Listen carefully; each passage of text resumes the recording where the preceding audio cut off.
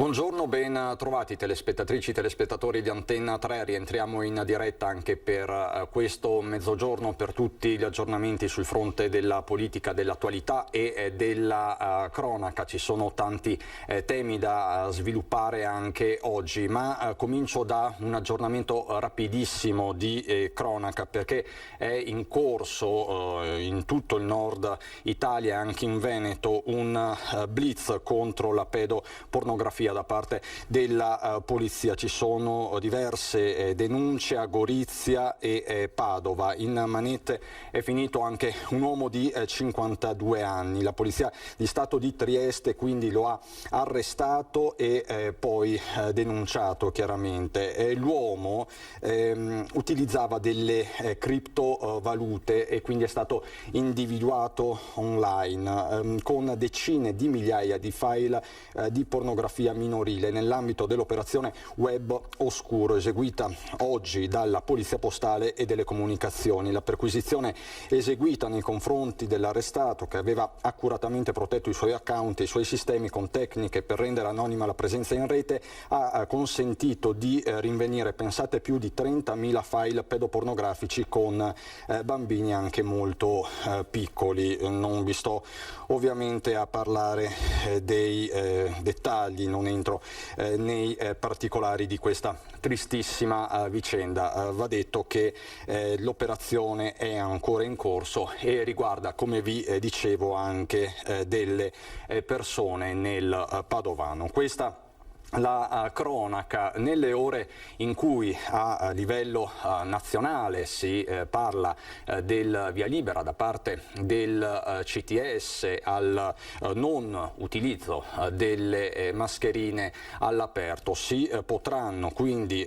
togliere a partire dal 28 di giugno. La data è stata confermata, anche se manca un atto ufficiale, ma è stata confermata su Facebook dal Ministro della Salute Roberto Speranza. Dal 28 giugno superiamo l'obbligo di indossare le mascherine all'aperto in zona bianca, ma sempre nel rispetto delle indicazioni precauzionali stabilite dal CTS. Le parole di Speranza. Quali sono queste indicazioni? Una su tutte: nel caso di assembramenti anche all'aperto la mascherina va utilizzata, quindi il principio è quello della responsabilità e del buon senso. Dico bene, Ministro D'Incà, buongiorno, la vedo collegata. Buongiorno al Ministro per i rapporti con il Parlamento. Buongiorno D'Incà.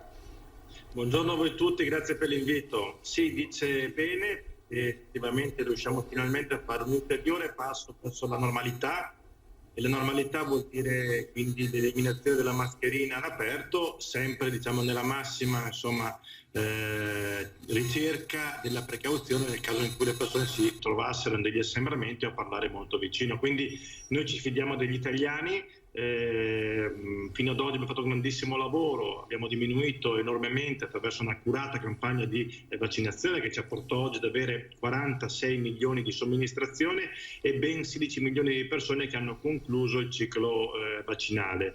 Siamo uno dei paesi in questo momento che ha il numero di contagi tra i più bassi in Europa, l'indice della mortalità sta ancora calando e le terapie intensive si stanno svuotando nel nostro paese.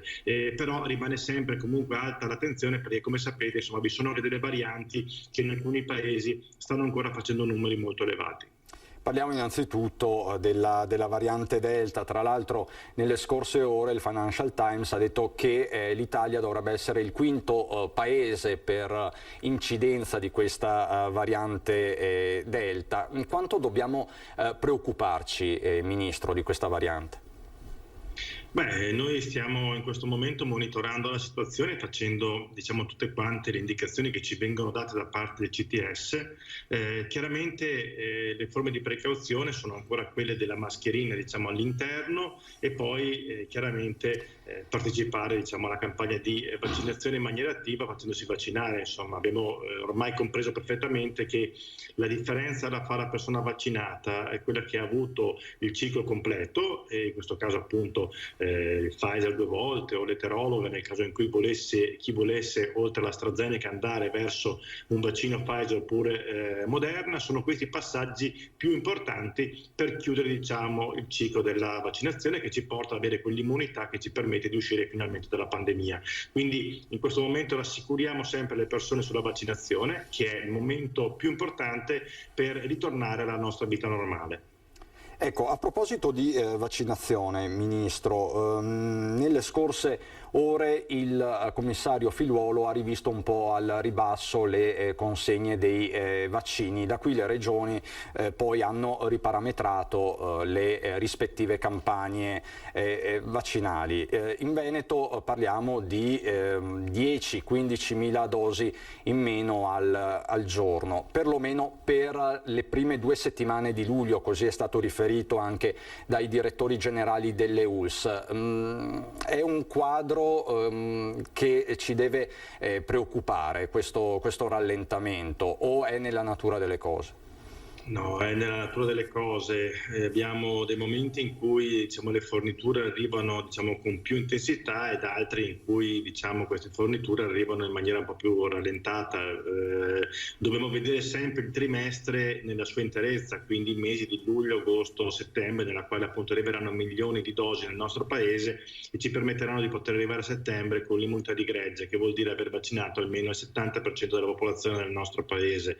Quindi non ho particolari preoccupazioni, anzi io mi sento semplicemente di dire, insomma, quelle 2 milioni di persone che hanno più di 60 anni e che ancora non sono state vaccinate, di farsi avanti, perché sono le persone che sono a maggiore rischio, diciamo, per la loro salute, per la loro vita, e poi chiaramente alle persone che hanno la mia età, 45 anni, più giovani, in qualche maniera di iniziare a prenotarsi e di fare i passaggi per raggiungere la vaccinazione, che ormai sappiamo, insomma, è la grande barriera nei confronti della malattia. Diciamo che occorre superare certe resistenze che ci sono ancora tra la popolazione.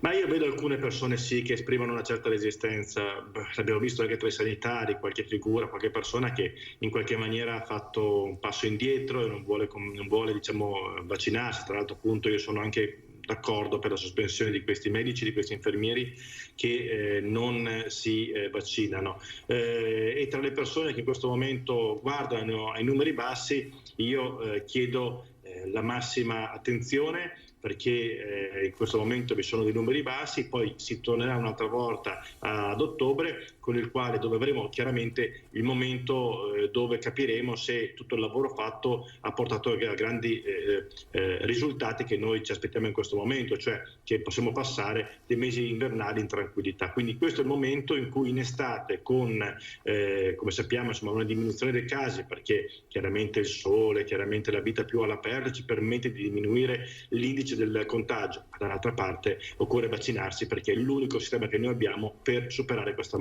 malattia. L'ultimo fronte, Ministro, resta un po' quello delle discoteche. Questa mattina il sottosegretario alla salute Andrea Costa, in un'intervista a RTL 102.5, ha detto che entro i primi 10 giorni di luglio le discoteche potranno riaprire. Penso che il criterio del Green Pass possa essere applicato anche nei locali di ballo. Dice Costa di aver avuto un colloquio su questo con il Ministro Speranza. Quello delle discoteche sta diventando un argomento sempre più caldo. Ricordiamo che comunque in Italia conta sui 100.000 tra dipendenti e collaboratori. Anche qui che futuro vede a stretto giro di posta per i locali da ballo? Diciamo che i locali da ballo sono l'ultimo tassello di questa riapertura generalizzata che abbiamo avuto nel nostro paese. Sono quelli in maggiore sofferenza, sono quelli che cercheremo di aiutare anche nei prossimi mesi. Il sottosegretario Costa ha dato alcune indicazioni che potrebbero diventare possibili, dipende appunto anche dai dati, quello di poter entrare in queste discoteche, in questi locali da ballo, attraverso l'esposizione del Green Pass. Dobbiamo comprenderlo nelle prossime giornate, nelle prossime settimane. Mi auguro che si possa arrivare appunto alla scelta indicata dal sottosegretario Costa, che ci permette di poter riaprire anche quest'ultimo settore, che di fatto è il settore più in difficoltà del nostro paese in questo momento. Abbiamo titolato, Ministro, tra emergenza e ripartenza, un'estate di riforme, perché sarà un'estate, immagino, al lavoro per il governo. Del resto i tempi stringono anche sul recovery plan. Ieri è arrivato un importante via libera da parte dell'Unione Europea, c'è stato anche il bilaterale tra Draghi e Angela Merkel. Quali sono queste riforme? Quali sono quelle più urgenti? Intanto diciamo che l'Italia con il Presidente Draghi ha raggiunto una fortissima centralità a livello europeo, lo si vede in questi dialoghi molto approfonditi che avvengono tra i più importanti paesi d'Europa con il nostro paese e nei quali si vede proprio l'autorevolezza che il Presidente Draghi ha dato al nostro paese. Quindi diciamo che è una forte continuità con il governo Conte e addirittura forse anche un'accelerazione importante a livello europeo. Quello che mi sento di più di aggiungere in questo momento è che queste riforme sono il tassello chiave, oltre ad aver avuto le risorse sotto il profilo degli investimenti nel nostro paese, e ricordiamo i 222 miliardi di euro, abbiamo avuto nella giornata di ieri e oggi appunto vi sarà la visita della Ursula von der Leyen, l'importante credito dei primi 25 miliardi di euro per il nostro paese, che significa aver passato a pieni titoli il PNRR. Ma oltre a questo abbiamo delle riforme ulteriori. Queste riforme sono la riforma del processo civile, la riforma del processo penale, abbiamo chiaramente un decreto per la semplificazione che ci aiuta finalmente a far sì che la burocrazia possa diventare amica, abbiamo ulteriori 40 miliardi di euro in questo momento con il secondo decreto sostegni che ci permette di poter andare a dare ulteriori risorse economiche al nostro paese. Queste sono le riforme principali. Poi chiaramente dovremo guardare ad una riforma degli ammortizzatori sociali per riuscire a dare una semplificazione al quadro degli ammortizzatori nel nostro paese e permettere a tutti i lavoratori di poterne accedere in maniera più semplice e in maniera da poter coprire tutte quante le persone che oggi lavorano appunto in Italia.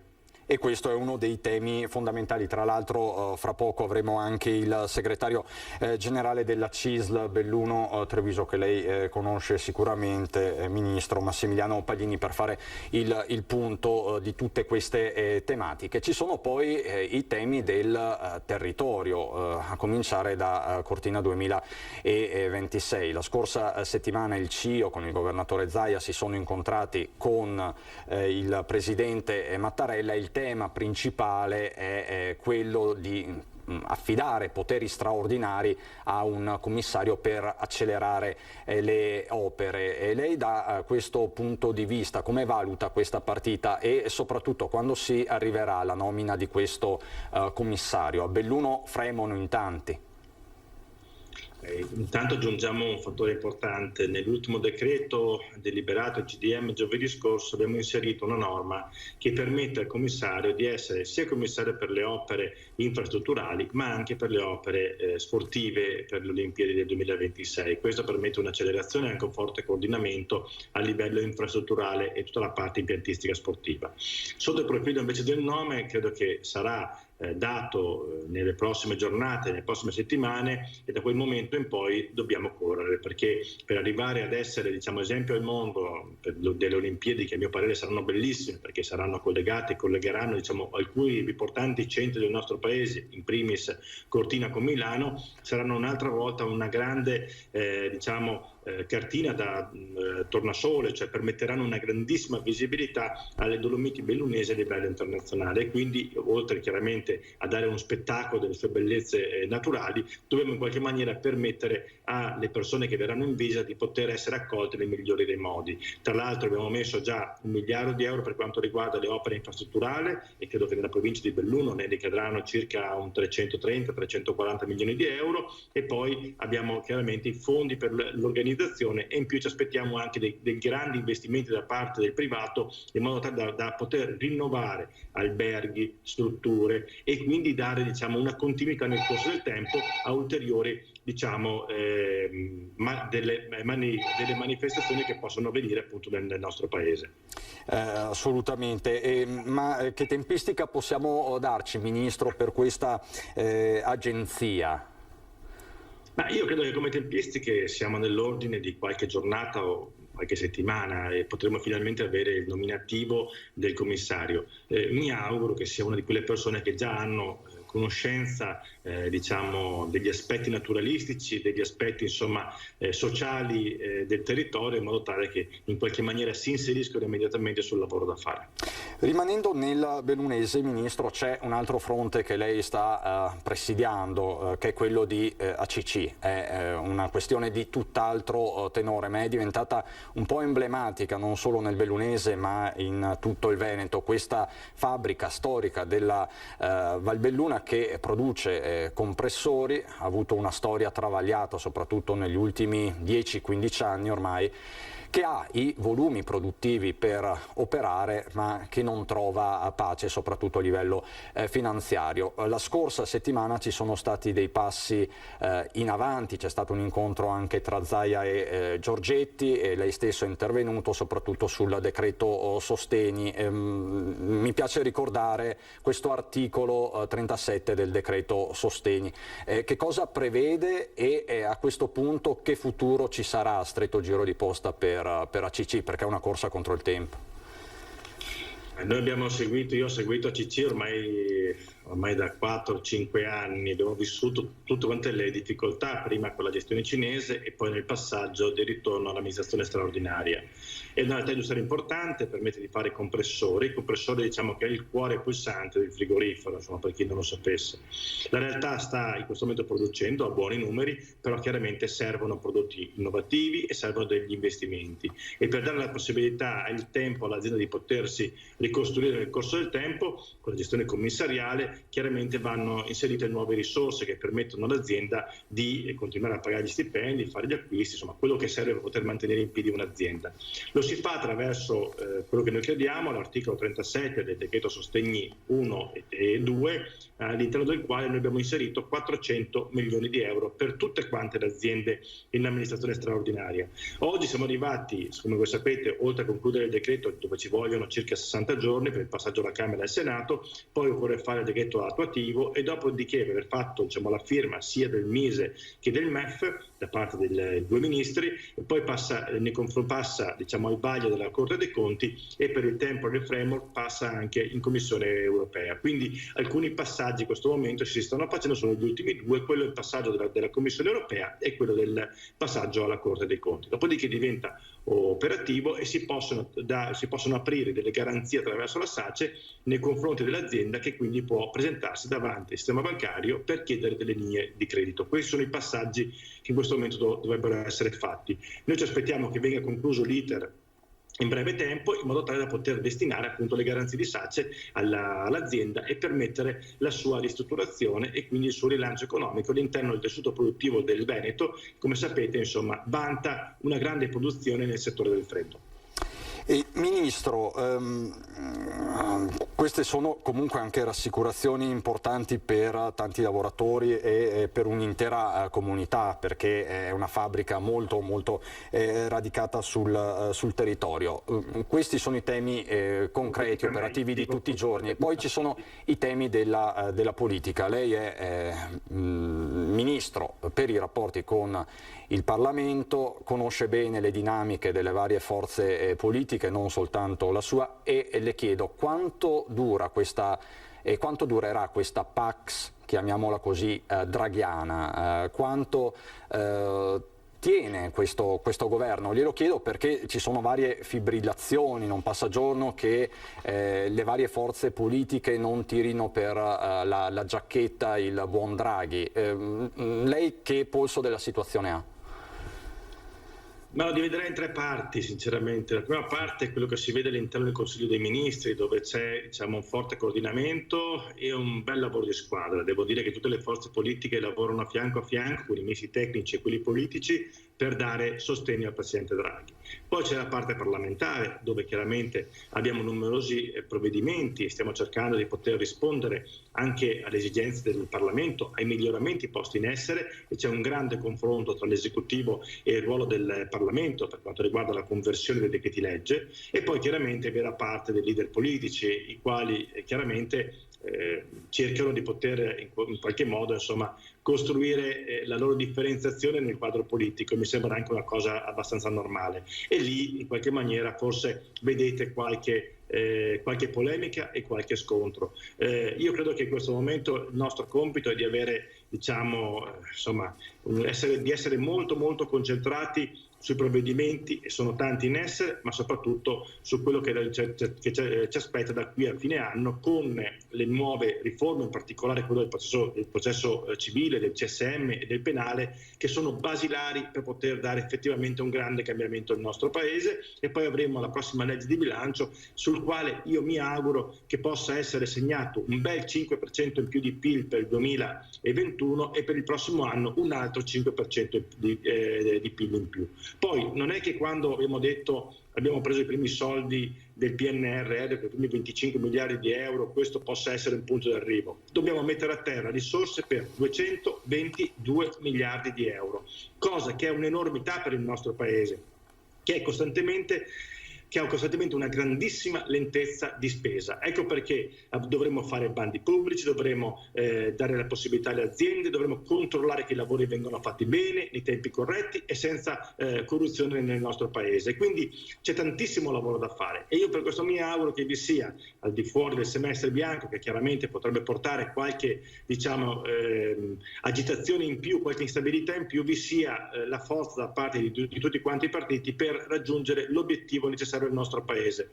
cioè quello di pensare alle prossime generazioni, perché la politica ha come centralità nel suo pensiero pensare a chi viene dopo, per lasciare un Paese migliore.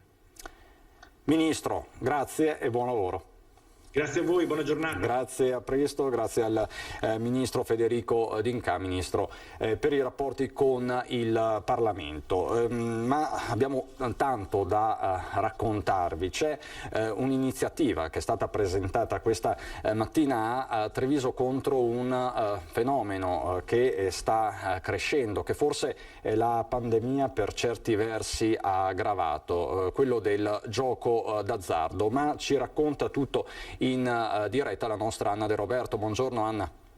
Sì, Cristian, buongiorno a te ai telespettatori. Allora ti correggo, perché in realtà quello che è emerso da questa indagine redatta, diciamo, da più enti, perché c'era l'Associazione dei Comuni con la Presidente Maria Rosa Barazza e poi DULS 2 con Marcello Mazzo, il dottore che segue da sempre le problematiche legate al gioco d'azzardo, e si è visto come con la chiusura, diciamo, di tutti i punti in cui di fatto è possibile giocare con slot machine e apparecchi dediti al gioco d'azzardo, c'è stato un rallentamento, cioè tutti i giocatori, diciamo, che soffrono di questa patologia non necessariamente sono passati al gioco online. Alcuni di loro hanno utilizzato questo spazio, questo vuoto di fatto, questo momento di chiusura, per provare a riflettere sulla propria vita, e questo è sicuramente un dato positivo che è emerso da questa indagine. Il secondo motivo per cui è stata convocata la conferenza stampa è anche per raccontare quali sono le misure che i comuni stanno mettendo insieme attraverso l'Associazione dei Comuni per contrastare il fenomeno comunque dilagante del gioco d'azzardo. I numeri sono comunque piuttosto alti, ma a livello nazionale, quindi non soltanto, diciamo, qui nel nostro Veneto, e hanno redatto insieme alla legge regionale che è del 2019 anche un regolamento e una sorta di ordinanza che va a normare, ad esempio, l'installazione di nuovi apparecchi all'interno dei pubblici esercizi, quindi ad esempio non devono essere vicini di almeno 400 metri rispetto a dei luoghi sensibili.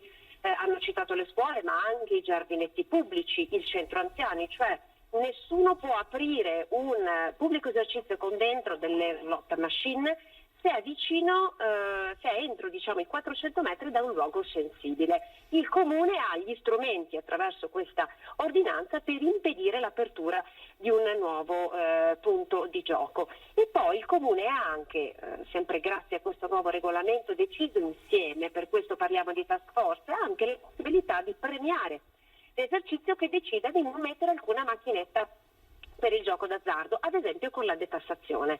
Quindi ci sono all'interno di questo regolamento, che poi sarà recepito da tutti i comuni, insomma, del Veneto, perdonatemi, perché è ULS 2, quindi circoscritto i comuni della Marca trevigiana, ci sono una serie di mosse che saranno condivise tra tutti i comuni per fare in modo in qualche modo di limitare e di gestire il fenomeno del gioco d'azzardo.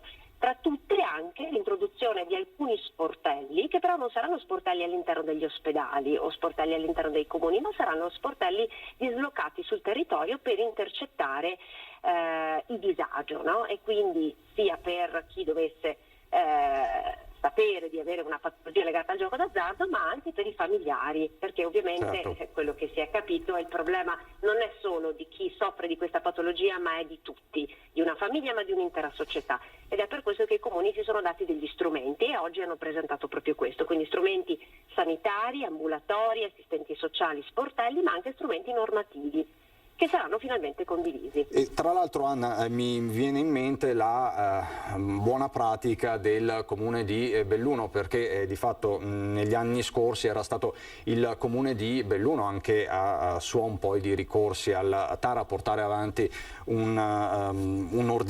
ordinanze di questo tipo, e tu alla fine hai centrato il tema, che è quello dei familiari, perché le famiglie molto spesso sono il ventre molle di questa problematica, certo. E qui deve intervenire non solo l'autorità sanitaria ma anche il comune.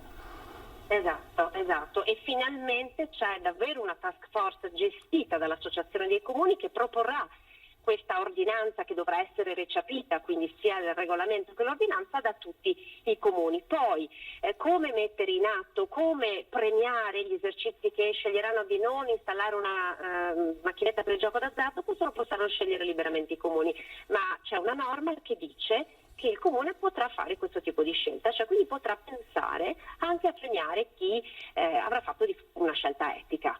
Scelta etica che poi è anche spesso economica, perché le macchinette sono una fonte di reddito, è inutile negarlo, certo. per i bar, per i locali, e quindi diciamo soprattutto in questo momento il tema è delicato.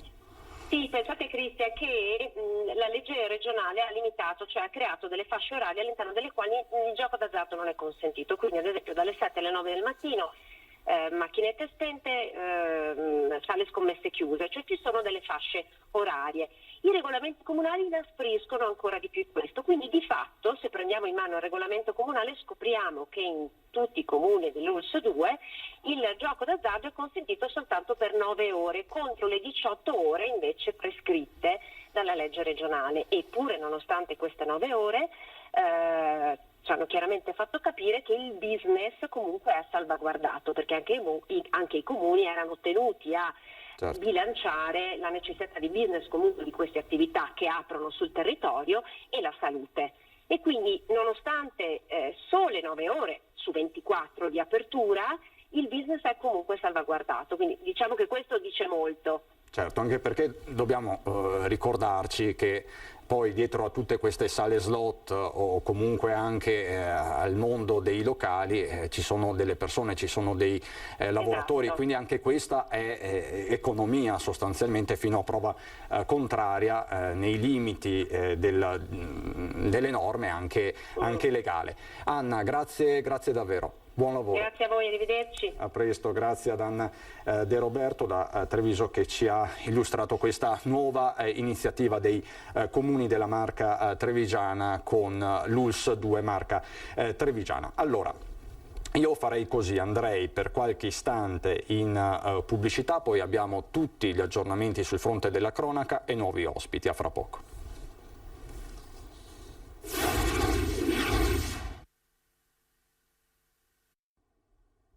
Di nuovo in diretta per il nostro mezzogiorno di informazione. Parto con i dati che sono appena stati diffusi dalla Regione del Veneto. Quelli relativi alle vaccinazioni sono queste. Nelle ultime 24 ore le dosi somministrate sono state 44.048, quindi in linea con il dato degli ultimi giorni. Ormai la Regione del Veneto si è stabilizzata stabilizzata sopra le 40.000 dosi quotidiane. Questo significa che siamo arrivati a quasi 3.800.000 dosi, 2 milioni e mezzo prime dosi, 1.200.000 di cicli completati. La percentuale di dosi somministrate su dosi fornite è del 92,9%. Perché do questo dato in particolare? Perché abbiamo appreso ieri nel corso della conferenza stampa di Zaia che nelle prossime settimane arriveranno meno vaccini rispetto a quelli previsti, ma non dovrebbero esserci grossi problemi soprattutto per i richiami e da metà luglio si ritornerà a crescere, questo stando sempre alle tabelle diffuse dal commissario Figliuolo. Vi do anche un altro dato, quello del contagio. Sappiamo che in questi giorni si stanno registrando dei record di diminuzione consistente, ma oggi c'è questo dato invece che è 91. Se ricordate, ieri il governatore Zaia ha mostrato il cartellone con 8 positivi nelle 24 ore. Ebbene, questa notte sono stati 91, quindi dalle 17 di ieri alle 8 di questa mattina, ma il dato va letto con una avvertenza che è appena arrivata dalla regione del Veneto, proprio in questi secondi. Il dato di Vicenza è un dato falsato perché un laboratorio privato, pensate, ha comunicato le positività dopo diversi mesi. Sostanzialmente sono andati a contabilizzare in queste ore dei casi risalenti a dicembre e gennaio, quindi a cavallo tra il 2020 e il 2021 in piena seconda ondata. Vedremo se ci saranno delle conseguenze perché solitamente capitano degli scollamenti, ma così importanti finora perlomeno non me li ricordo. Fatto sta che siamo a 91 casi positivi nelle 24 ore con quello che ci siamo appena detti, che ovviamente è importante sottolinearlo. I posti letto occupati in terapia intensiva sono ancora 32, di questi solo 13 sono soggetti ancora positivi, 288 invece le persone ricoverate in area non critica, di questi 75, soltanto 75 positivi, quindi questa è un po' la situazione a livello generale. Il dato del contagio, questa curva epidemica che comunque continua a scendere, c'è questa variante Delta che pende come una spada di Damocle, ma per il momento è tutto sotto controllo, così dicono sia i livelli regionali che nazionali. Io vi darei un aggiornamento di cronaca dal Padovano, perché si è svolta in tribunale l'udienza preliminare del processo per l'aggressione, aveva fatto particolarmente scalpore al penalista Piero Longo, avvenuta in città lo scorso settembre. Rinviata a giudizio la coppia che lo ha picchiato. Sono stati rinviati a giudizio con l'accusa di lesioni gravissime, rapina la coppia padovana che la sera del 30 settembre 2020 aggredì l'avvocato ed ex senatore di Forza Italia Piero Longo. L'aggressione era avvenuta nell'androne del palazzo, a pochi passi dal centro di Padova dove vive il penalista. È stata invece assolta la terza persona che si trovava con loro, una 31enne padovana, figlia di un'ex compagna dell'avvocato. Per lei il pubblico ministero aveva chiesto 3 anni, ma al termine dell'udienza preliminare la giovane è stata assolta. Silvia Maran, commercialista, e il compagno Luca Zanone, elettricista, invece, secondo quanto ricostruito dalle indagini condotte dalla squadra mobile di Padova, la sera dell'aggressione avevano picchiato l'avvocato che da anni conosceva la loro amica 31enne. La discussione si era tramutata in violenza, l'avvocato, colpito al volto, si era difeso sparando in aria con la sua pistola, legalmente detenuta. I colpi si erano conficcati nelle pareti dell'androne condominiale. Nella colluttazione la coppia aveva strappato di mano l'arma e poi si erano allontanati con la pistola, chiamando loro stessi la polizia per denunciare quanto accaduto. Da qui l'inserimento nel capo di imputazione anche del porto d'arma in luogo pubblico. La giovane donna assolta invece era rimasta sempre fuori dal condominio senza mai intervenire. Il processo nei confronti della coppia inizierà il 22 settembre prossimo. Tra l'altro torneremo a collegarci con Padova fra pochissimo per un aggiornamento di tutt'altro tenore in campo sanitario, perché questa mattina l'azienda ospedaliera ha fatto un po' il punto della situazione, ma vedo già collegato, lo saluto e lo ringrazio, il segretario generale della CISL Belluno Treviso, Massimiliano Paglini. Buongiorno segretario, ben trovato su Antenna 3. Buongiorno, grazie a voi, grazie ai telespettatori. Buongiorno. In attesa che arrivi poi l'altro ospite con il quale dobbiamo occuparci di logistica, di tutto il tema caldissimo attorno allo sviluppo degli hub Amazon, le chiedo alcune riflessioni su temi che abbiamo toccato poco fa con il ministro D'Incà. Sarà un'estate di riforme e si parla soprattutto, lo ha detto D'Incà, di questa benedetta riforma degli ammortizzatori sociali, anche alla luce di tutta la discussione attorno al blocco dei licenziamenti. Qual è la posizione della CISL e delle parti sociali? Noi chiediamo da tempo la riforma degli ammortizzatori sociali che diventino veramente universali e non più solo parziali per una parte del mondo del lavoro. Accanto a questo, quello che riteniamo strategico per gestire il mercato del lavoro e questa ripartenza che sembra forte alle porte, la questione della riforma dei centri per l'impiego. Sono 20 anni che i centri per l'impiego sono fermi, che era figlio di quel storico. Ammortizzatori sociali, centri per l'impiego e tutta la parte delle politiche attive. Solo così riusciremo a dare una risposta vera, concreta agli imprenditori e alle imprese che chiedono occupazione, chiedono lavoro. Dai dati che emergono sembra che ci sia questa grande ripresa della richiesta del lavoro. Ecco, ieri il governatore Zaia, segretario, ha parlato di una ripresa a 2 cifre per il Veneto nel 2021, quindi superiore di fatto al 10%. Questo porterebbe l'economia regionale ai livelli pre-Covid. È una prospettiva realistica, secondo lei? Accadrà questo? Noi non abbiamo dati statistici al momento, però crediamo che i dati che porta la Regione Veneto e il governatore siano sicuramente attendibili. Il quadro che noi percepiamo nel mondo delle imprese, nel lavoro, nell'occupazione,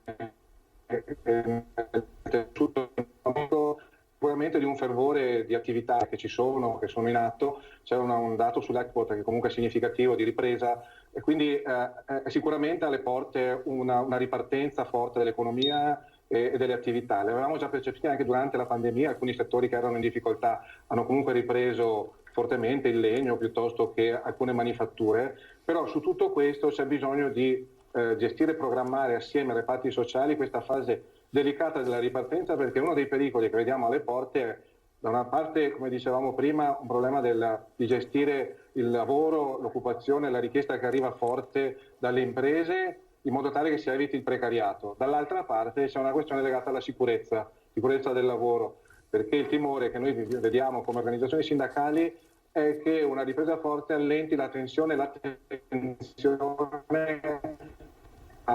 gestione della sicurezza nel mondo del lavoro, con il rischio che poi succedano altre vicende come quelle che sono successe recentemente, di infortuni gravi, addirittura mortali. Quindi la ripresa sembra alle porte. Noi confidiamo che da parte di tutti i soggetti in campo ci sia veramente questa volta un coinvolgimento del sindacato della CISL, CGIL, di UIL, per aprire una discussione, e non a caso il 26 di giugno, sabato prossimo, saremo in piazza a Torino, a Bari e a Firenze per invocare questo confronto, perché anche il PNRR, il piano di resilienza e di ripresa, di rinascita del Paese, o è un piano condiviso o è un piano che verrà attuato assieme alle parti sociali, oppure diventerebbe un piano, secondo noi, che non ha una gamba, a cui gli manca una gamba, che è quella della componente sociale, della componente del lavoro che noi rappresentiamo. Paglini, le chiedo, le diceva il problema adesso è accelerare, si accelera, c'è questa ripresa, è evidente soprattutto nel manifatturiero, ma non solo, penso per esempio al turismo. Questo comporta anche il fatto che manchino persone, che manchino lavoratori. In queste settimane si stanno rincorrendo gli appelli delle categorie, penso soprattutto all'alberghiero della costa veneta, ma non solo. Mancano persone, mancano lavoratori. Nella manifattura tra l'altro mancano operai specializzati, ma questo succedeva anche prima. Qual è il suo giudizio? Possibile che ci sia questo scollamento fra domanda e offerta di lavoro, soprattutto in un periodo come questo? Noi più che uno scollamento tra domanda e offerta, che dicevamo prima esiste per una questione proprio di mancata programmazione generale sulle politiche attive del lavoro, vediamo un problema di tenuta salariale, di remunerazione adeguata dei lavoratori. Ho letto alcune dichiarazioni di alcuni esponenti delle associazioni di categorie imprenditoriali che dicono che c'è un problema di peso fiscale del lavoro. Sicuramente c'è un problema di peso fiscale sul lavoro. Ricordo che il 70% del paese è a carico dei lavoratori dipendenti. Dall'altra parte però c'è un problema più concreto di giusta remunerazione dei lavoratori. Poi c'è una questione di sussidi che in qualche maniera frenano una volontà di lavorare. Però anche su questo noi non siamo così favorevoli ai sussidi a pioggia come sono stati distribuiti, salvo per l'emergenza che ovviamente erano necessari. I sussidi a pioggia non generano opportunità di lavoro, ma rientrano in quella riforma degli ammortizzatori sociali che è necessaria, perché solo attraverso quella riforma eviteremo questo sistema troppo sussidiario e che non favorisce il riimpiego delle persone e lo sviluppo dell'occupazione. Anche questo è un tema, un'eccessiva rigidità degli ammortizzatori sociali porta a quello che vediamo. Gli ammortizzatori sociali sono parziali, non sono destinati a tutti e soprattutto non servono a reinserirsi nel mondo del lavoro per come sono concepiti. I cosiddetti navigator dovevano essere quelli che accompagnavano i percettori del reddito cittadinanza. Al momento io non ne ho visto uno di navigator presente nei nostri territori, nelle aziende che accompagni i lavoratori a reinserirsi. Resta quasi una figura mitologica per il momento, quella del navigator, lei dice. È rimasta solo quella. Allora, nel frattempo ci ha raggiunto Adriano Bordignon, che è presidente di Ebicom, l'ente bilaterale per il terziario, ma le do il tempo di sistemarsi perché ci colleghiamo adesso per qualche istante, resta ovviamente Paglini, ci colleghiamo per qualche istante con Padova. Vi avevo preannunciato il collegamento di Valentina Visentin che ci dà un punto aggiornato della situazione sanitaria. Valentina, buongiorno.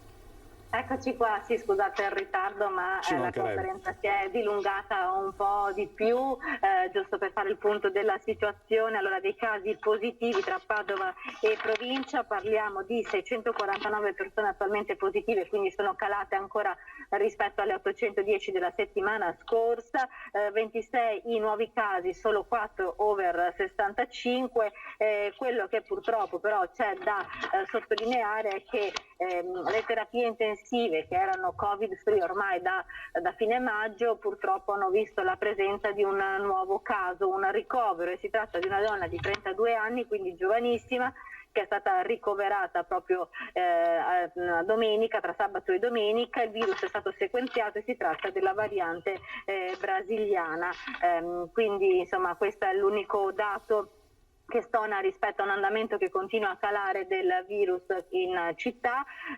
Sono aumentati però le attività dei pronto soccorsi, quindi l'accesso ai pronto soccorsi, ma su 2.900 casi accessi in pronto soccorso solo 246 hanno riguardato soggetti con sintomi simili al Covid, e di questi solo 8 sono poi risultati positivi. Si sono tradotti in 3 ricoveri di persone adulte, tra queste anche la 32enne che avevo citato poco fa, e un bambino, un lattante, risultato positivo, che è stato ricoverato per un giorno in pronto soccorso a scopo precauzionale. L'area medica invece conta la presenza di 36 scusate, 36 presenze durante la settimana, quindi che si sono alternate in questa settimana. Ricoveri che hanno riguardato anche 3 persone effettivamente vaccinate, ma solo da pochi giorni con una prima dose, quindi quando il vaccino non era ancora entrato in circolazione sono rimasti contagiati. Quindi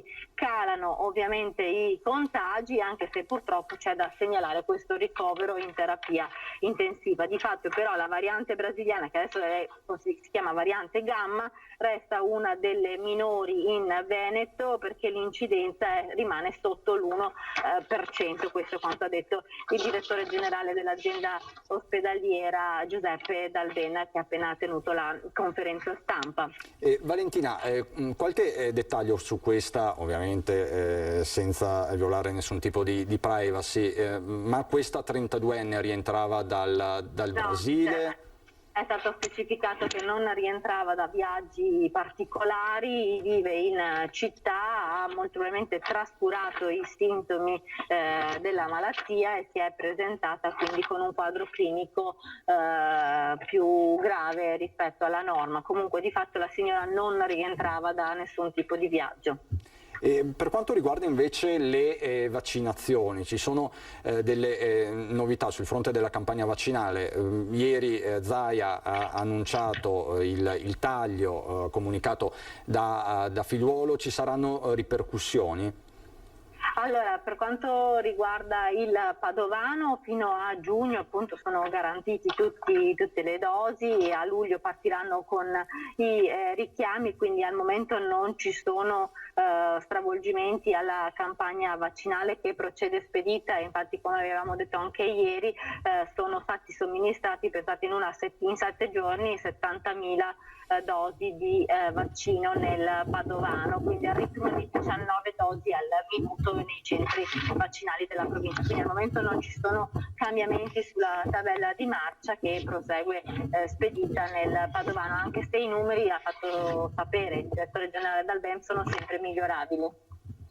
E questo, diciamo, succede anche nelle migliori famiglie, lo stiamo vedendo in questi giorni. Valentina, grazie, davvero grazie e buon lavoro. Ovviamente tutti gli aggiornamenti da Padova e provincia nel corso dei nostri telegiornali. Bordignon, buongiorno, grazie per essere qui con noi. Lei è presidente dell'Ebicom. Cominciamo proprio dalle basi. Che cos'è l'Ebicom? L'Ebicom è l'ente bilaterale del commercio, dei servizi e del turismo della provincia di Treviso. È un ente che in sostanza ha una funzione di servizio verso il mondo dell'impresa e dei lavoratori nei settori del commercio, turismo e servizi, e quindi cerca di mettere in campo azioni ed interventi di welfare a favore di questo ambito. Di quanti lavoratori parliamo nella Marca trevigiana? Allora, il volume dei lavoratori è elevato nel nostro territorio perché teniamo conto che si tratta il terziario è uno dei settori più sviluppati nella nostra provincia. Per essere soci di Ebicom bisogna fare una scelta, quindi non è automaticamente riferito a tutte le aziende dell'impresa. Il mondo è circa 30.000 lavoratori del nostro territorio. E tra l'altro bilateralità che vede da una parte il mondo dell'impresa, dall'altra quella del sindacato.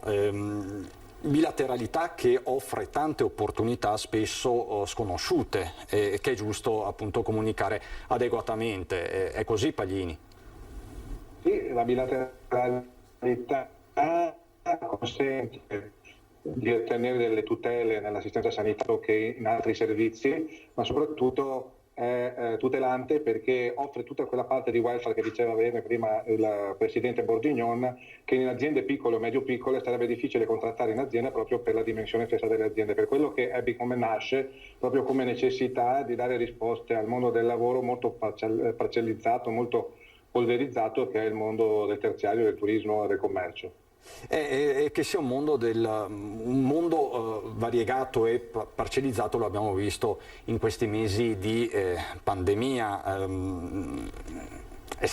i lavoratori del terziario sono quelli forse che hanno sofferto di più e che si sono trovati di fronte spesso a un coacervo di strumentazioni, di ammortizzatori, di indennità e così. Sì, è un mondo variegato che ha fatto fronte alle dinamiche dell'ultimo anno e mezzo in un modo coeso, ma anche differenziando in modo appropriato.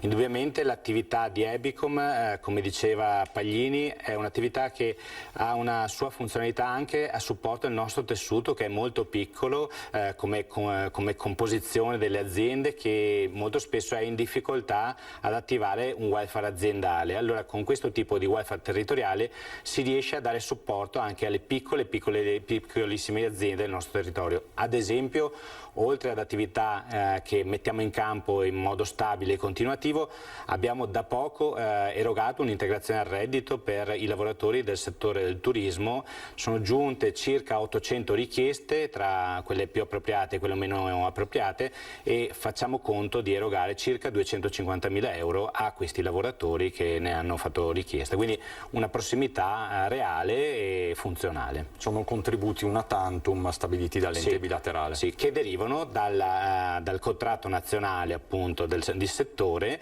e sono una integrazione, insomma, di una parte del reddito che viene erogata in questo modo. Ecco, voi quindi avete affrontato l'emergenza, adesso state affrontando la ripartenza. Con Paglini parlavamo di manodopera, di questa manodopera che non c'è soprattutto negli alberghi, nei ristoranti, lungo le coste, nelle località più turistiche. Le risulta questo fenomeno e come lo state affrontando? Sì, questo è un fenomeno che è stato portato all'attenzione della nostra Presidenza. Ricordiamo che noi abbiamo un Consiglio che è composto in modo equilibrato tra i rappresentanti delle imprese, quindi il mondo Unascom, e i rappresentanti delle categorie sindacali, quindi dei 3 sindacati maggioritari. E in questo ambito cerchiamo di offrire delle prospettive e delle risorse che siano di sintesi tra i diversi punti di vista. Quindi indubbiamente questo bisogno di un matching appropriato tra la domanda e l'offerta è arrivato alla nostra attenzione da entrambe le parti, e stiamo ragionando, ci stiamo confrontando, anche siamo prossimi alla definizione di alcuni strumenti, perché è un tema molto importante. Alcuni settori più di altri soffrono questa difficoltà, indubbiamente il settore del turismo e comunque di tutto l'ambito della somministrazione, bar, ristoranti, vive in questa epoca questa difficoltà, che, come è stato sottolineato, sentivo la coda dell'intervento di Paglini, ha indubbiamente delle dinamiche locali, ma anche è dentro un contesto nazionale che necessita di interventi appropriati. E qui ritorniamo al discorso della riforma degli ammortizzatori sociali. C'è un tema in particolare che voi state sviluppando in questo periodo, come Ebicom, come sindacati, ed è un tema che ha avuto anche momenti di drammaticità, ne faceva riferimento prima Paglini la scorsa settimana, è quello della logistica, è quello dei trasporti, della grande distribuzione. Facciamo un nome perché ormai è stato sdoganato: Amazon, questo colosso che si prepara ad arrivare in provincia di Treviso, in Veneto, con una serie di hub sul territorio. Voi la scorsa settimana come Ebicom, accanto ai sindacati, avete presentato uno studio importante, vi siete soffermati sulla massa di lavoratori che sarà coinvolta in questa operazione e vi siete interrogati sulla qualità del lavoro di questi lavoratori, perché il tema è anche questo, c'è un aspetto di quantità e un altro di qualità del lavoro. È proprio così, nei mesi scorsi è arrivata alla nostra attenzione un campanello d'allarme, una richiesta di approfondimento, proprio in quest'ottica di bilateralità e di necessità di offrire strumenti per il governo del territorio che siano fruibili da tutte quante le parti sociali. Abbiamo commissionato al professor Minello dell'Università Ca' Foscari un'indagine sul polo logistico di Amazon paventato, ipotizzato a Roncade, che vale per quel territorio, ma ha messo all'attenzione delle questioni che riguardano la governance dei processi territoriali. Allora, in questo senso il professor Minello ci ha fornito delle basi solide per un confronto che sia orientato alla scelta di strategie, avvio di processi, che sia orientato anche a prendere appunto delle decisioni appropriate, fondate su numeri e su valutazioni. Il lavoro del professor Minello è stato molto interessante, ha dato degli elementi di rilevante preoccupazione, ma anche degli elementi di possibile lavoro per ridurre l'impatto negativo e favorire gli impatti positivi. Cosa ha fatto Minello? Il professor Minello ha raccolto l'esperienza di 7 poli logistici Amazon in Italia e ha cercato di vedere se c'era un modello di azione che è replicato nei territori. Questo modello, a parte qualche picco e qualche punto di minimo, ha una medietà, e questa medietà è stata applicata sul territorio di Roncade. E cosa ha messo in evidenza? Dal punto di vista socio-occupazionale ha messo in evidenza che dei 1400 posti assunzioni promesse se ne stabilizzeranno solo una parte, un terzo circa, e questo è l'impatto. E questo è sono numeri importanti questi, perché ci dicono che parliamo soprattutto di lavoratori precari e immagino anche con stipendi medio, per non dire bassi. Sì, l'elemento di maggior preoccupazione che ha coinvolto sia il mondo dei sindacati ma anche molti sindaci presenti, la Camera di Commercio, UNASCOM e le altre associazioni di categoria, riguarda la qualità di questo tipo di profilo lavorativo che sembra verrà generato in questo polo. Una qualità che è orientata, per usare delle categorizzazioni, con solo il 19% di persone con professioni qualificate, mentre il 43% delle persone che vengono assunte ha professioni semi-qualificate, o addirittura la restante percentuale, quasi il 40%, attività non qualificate, con un'alta precarietà, con una prospettiva, una possibilità di stabilizzare i rapporti di lavoro attorno solo al 3%, e quindi questo desta delle grandi preoccupazioni ai sindacati, ma anche per la prospettiva e il futuro del nostro territorio, e questo è un aspetto. E qui abbiamo un'immagine che avete diffuso nei giorni scorsi. Ecco, ce la vuole spiegare Bordignon? E questi cerchi concentrici, chiamiamoli così. Sì, questo è uno degli obiettivi principali che abbiamo messo all'attenzione come attività per il prossimo periodo. Oltre alla qualità e alla tipologia del lavoro c'è una questione di governo dei processi territoriali. Abbiamo in questa immagine il cono di influenza, il cono di invasività oppure di impatto di questi 5 possibili poli logistici che verranno a svilupparsi nel prossimo futuro. Come vedete, si tratta solo dei nuovi poli logistici. Quindi ripetiamo: Riese Pio X, Montello Hill, Treviso, Casale sul Sile e Roncade. Perfetto, e questi sono i 5 impattanti sulla provincia di Treviso. Siamo riusciti e abbiamo concordato con tutte le forze presenti venerdì scorso sulla necessità di considerare questo tipo di interventi non in modo puntuale e separato, ma considerato e approfondito con una chiave, con un punto di vista dall'alto, a volo d'uccello. Come vedete, tutti queste aree, questi punti hanno degli impatti che esorbitano i territori comunali, e serve per questo una regia, una cabina di sviluppo e di governo di questi poli logistici che sia perlomeno provinciale, se non regionale. E questo lo hanno chiesto anche i comuni. Sempre venerdì mattina era presente anche il prefetto di Treviso, a testimonianza che l'argomento è impattante, forse la parola giusta è questa. Ma Paglini, abbiamo bisogno di questo tipo di lavoro sul territorio? Scusi la domanda molto diretta. Non rischiamo di creare nuovi poveri? No, ma ci sono già i nuovi poveri, quindi bisogna che ci capiamo, perché Amazon è figlia del sistema, cioè noi siamo dentro un'economia globalizzata e Amazon risponde a una domanda di prodotti di qualità a un costo inferiore. Ora però la domanda che ci dobbiamo porre è quanto è il nostro grado di tolleranza, di sostenibilità sociale, compreso la questione che dicevamo prima retributiva, nonché complessiva di sostenibilità ambientale e via dicendo, che noi ci possiamo permettere e che in qualche modo poi consente ad Amazon di poter stare dentro a questo sistema, perché Amazon, abbiamo visto i dati che sono stati presentati da Evicom, si presenta come un distruttore di lavoro, non come un creatore di lavoro.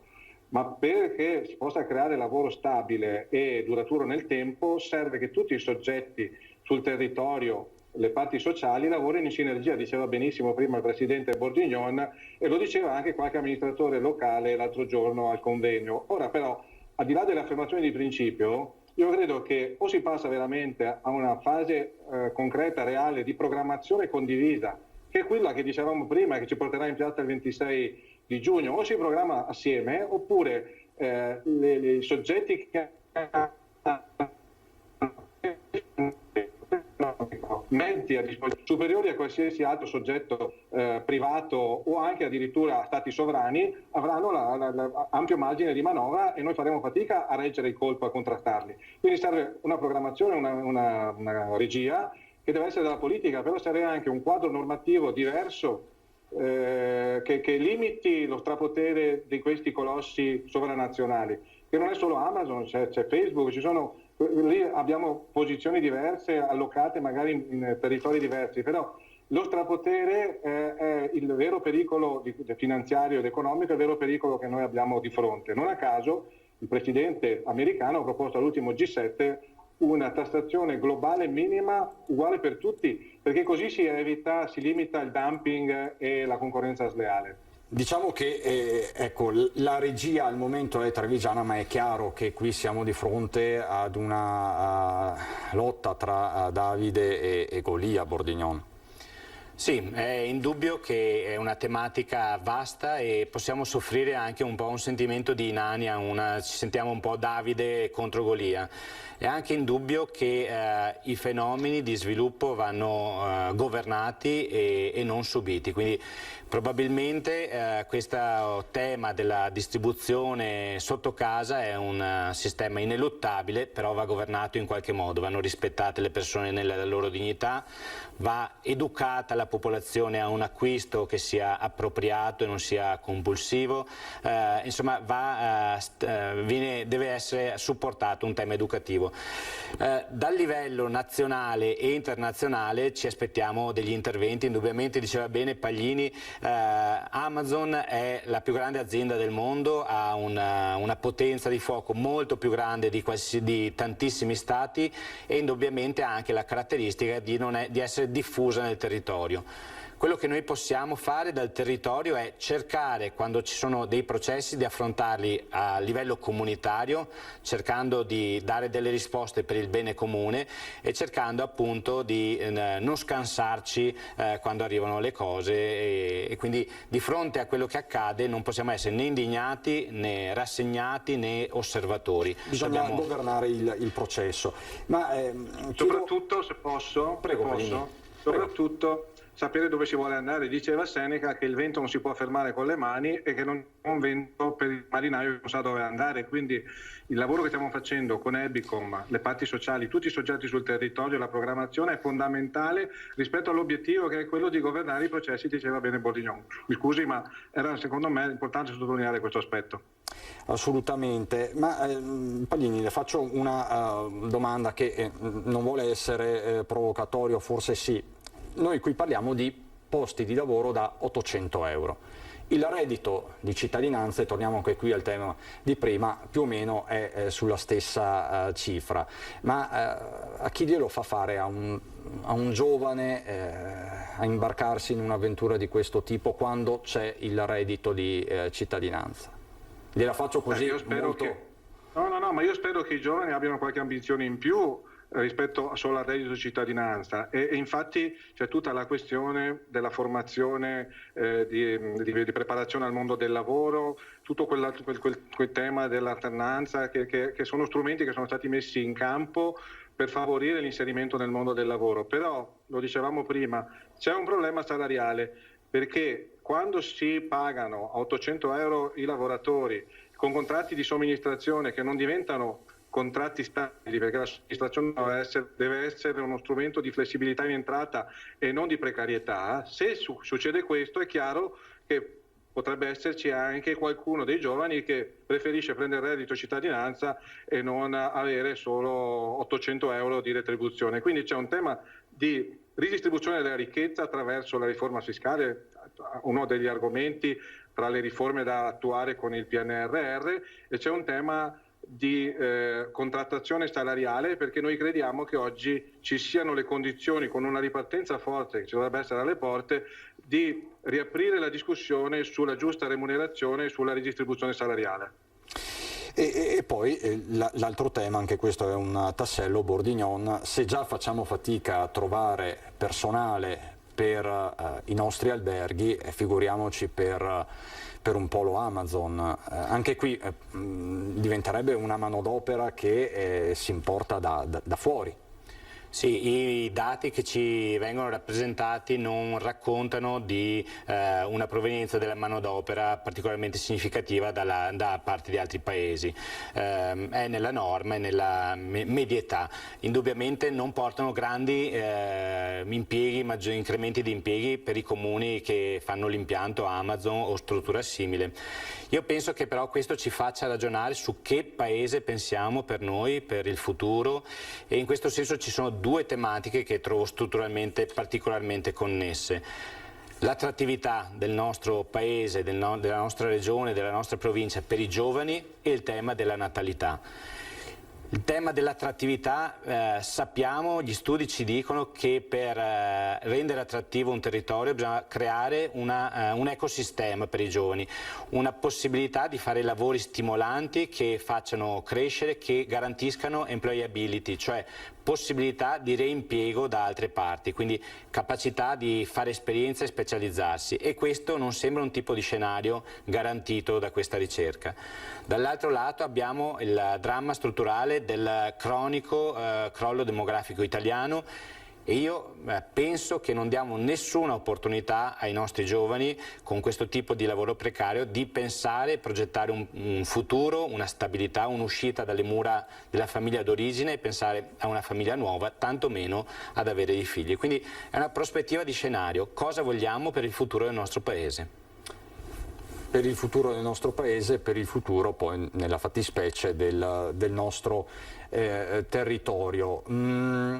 Lei, Paglini, questi sindaci che hanno chiesto di fatto di rinegoziare, li ha visti convinti e soprattutto che strumenti giuridici potranno attivare? Perché anche qui non penso sia facile per delle amministrazioni comunali, per quanto radicate, per quanto autorevoli, sovvertire regole che stanno sopra la testa di tutti, a cominciare dai governi nazionali.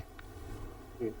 Noi al momento possiamo fare con le amministrazioni comunali che si rendono disponibili, l'abbiamo già fatto con Casale, degli accordi preliminari, preventivi, dove dichiariamo gli intenti delle parti sottoscrittrici di quegli accordi di rispettare l'applicazione dei contratti collettivi di riferimento sottoscritti dalle organizzazioni maggiormente rappresentative, la sostenibilità sociale, il rispetto delle regole sugli appalti. Sono tutti principi di intenti, volontà di intenti, non sono ovviamente impegni giuridici, perché al momento Amazon e tutti i soggetti committenti che operano dietro le spalle di questi colossi che stanno lavorando per l'organizzazione di questi nuovi poli logistici non sono stati disponibili a sedersi al tavolo a firmare accordi che vadano in quella direzione.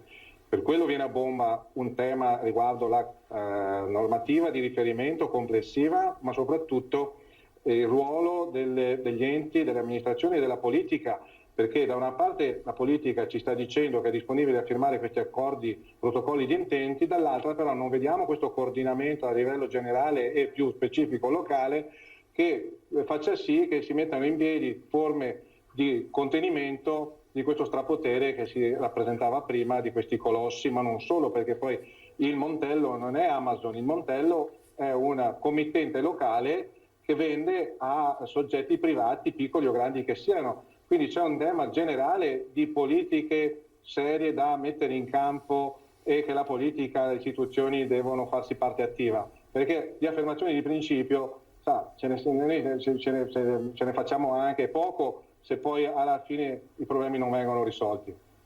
C'è un altro tema che vorrei trattare con voi in ultima battuta e riguarda un fenomeno che stiamo registrando. Tra l'altro abbiamo anche avuto diverse segnalazioni in redazione. L'aumento dei prezzi. Nelle scorse ore siamo stati a Treviso per parlare con consumatori e titolari di esercizi pubblici, perché questa ripartenza è contrassegnata da un aumento dei prezzi. Vediamo il servizio.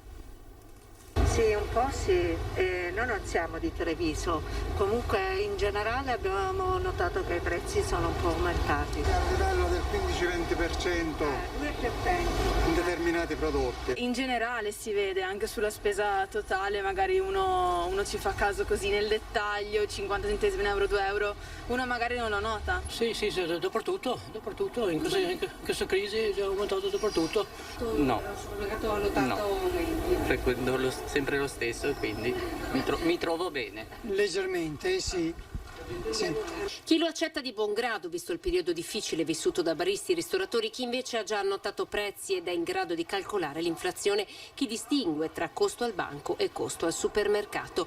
Che i prezzi siano stati ritoccati al rialzo in alcuni bar e ristoranti del centro è innegabile, per beni come la bottiglietta d'acqua oppure il tramezzino. Chi non lo ha fatto a Treviso ha fatto una scelta consapevole per gestire la concorrenza. Siamo poi su una piazza dove siamo in 5 bar al momento, in una piazza molto piccola, e per cui devi stare anche un po' al passo con gli altri, perché bastano i 10 centesimi che vanno dall'altra parte. Sarebbe il caso, ma in questo momento non si può fare, perché la gente si accorge, oppure la gente si potrebbe anche capire che noi abbiamo dei costi anche di affitti, personale, tutto quello che è l'indotto sulla nostra attività. Però tanta gente ci rimane un po' male. Stefano Barangoni della pizzeria da Fausta a Treviso dal 1957 spiega che le politiche sono state diverse anche con l'asporto in lockdown. In lockdown non abbiamo fatto le consegne sulle pizze a domicilio senza apportare nessun aumento. Poco più in là, in piazzetta Dolfin, chi ha fatto una scelta precisa e motivata. Non è corretto nei confronti dei clienti, in fin dei conti la crisi, il momento difficile l'abbiamo passato tutti e quindi ci sembrava opportuno restare uguali con i prezzi. È un tema di cui si discute in questi giorni. Voi lo state monitorando come ente bilaterale? No, anche se non è una vostra competenza specifica. In realtà non rientrando tra le nostre competenze non abbiamo approfondito. Ci risulta qualcosa di più nel mondo dell'edilizia, perché appunto ci sono stati dei noti problemi, c'è questo boom del 110%, ma per quanto mi consta non ho notizie nell'ambito. Diciamo che il tema più generale, come giustamente diceva, è quello del rialzo dei prezzi delle materie prime, che riguarda di fatto buona parte delle filiere produttive, Paglini. Sì, anche noi abbiamo questa sensazione di aumenti molto indiscriminati di prezzi delle materie prime, probabilmente anche dovuti a domanda fortissima che viene dall'esterno, dall'estero. Serve su questo un monitoraggio costante, abbiamo le authority che devono governare e monitorare l'andamento dei prezzi e che non ci siano abusi, perché poi il rischio è che qualcuno poi abusi di questa situazione. Di sicuro la ripresa e quindi la richiesta di domanda di prodotti, di merci e di servizi porterà a un aumento, questa è la regola del mercato, sono le teorie economiche che conosciamo.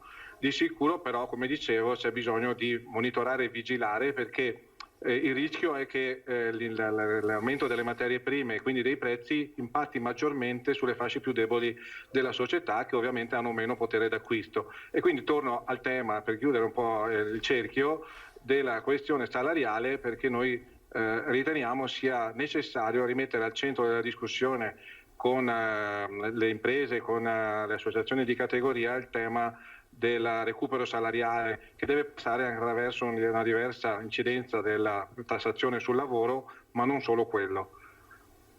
Paglini, tra l'altro questo tema del rialzo dei prezzi deve essere monitorato anche dai comuni, dagli enti locali. Ci sono competenze specifiche, ci sono commissioni ed enti comunali.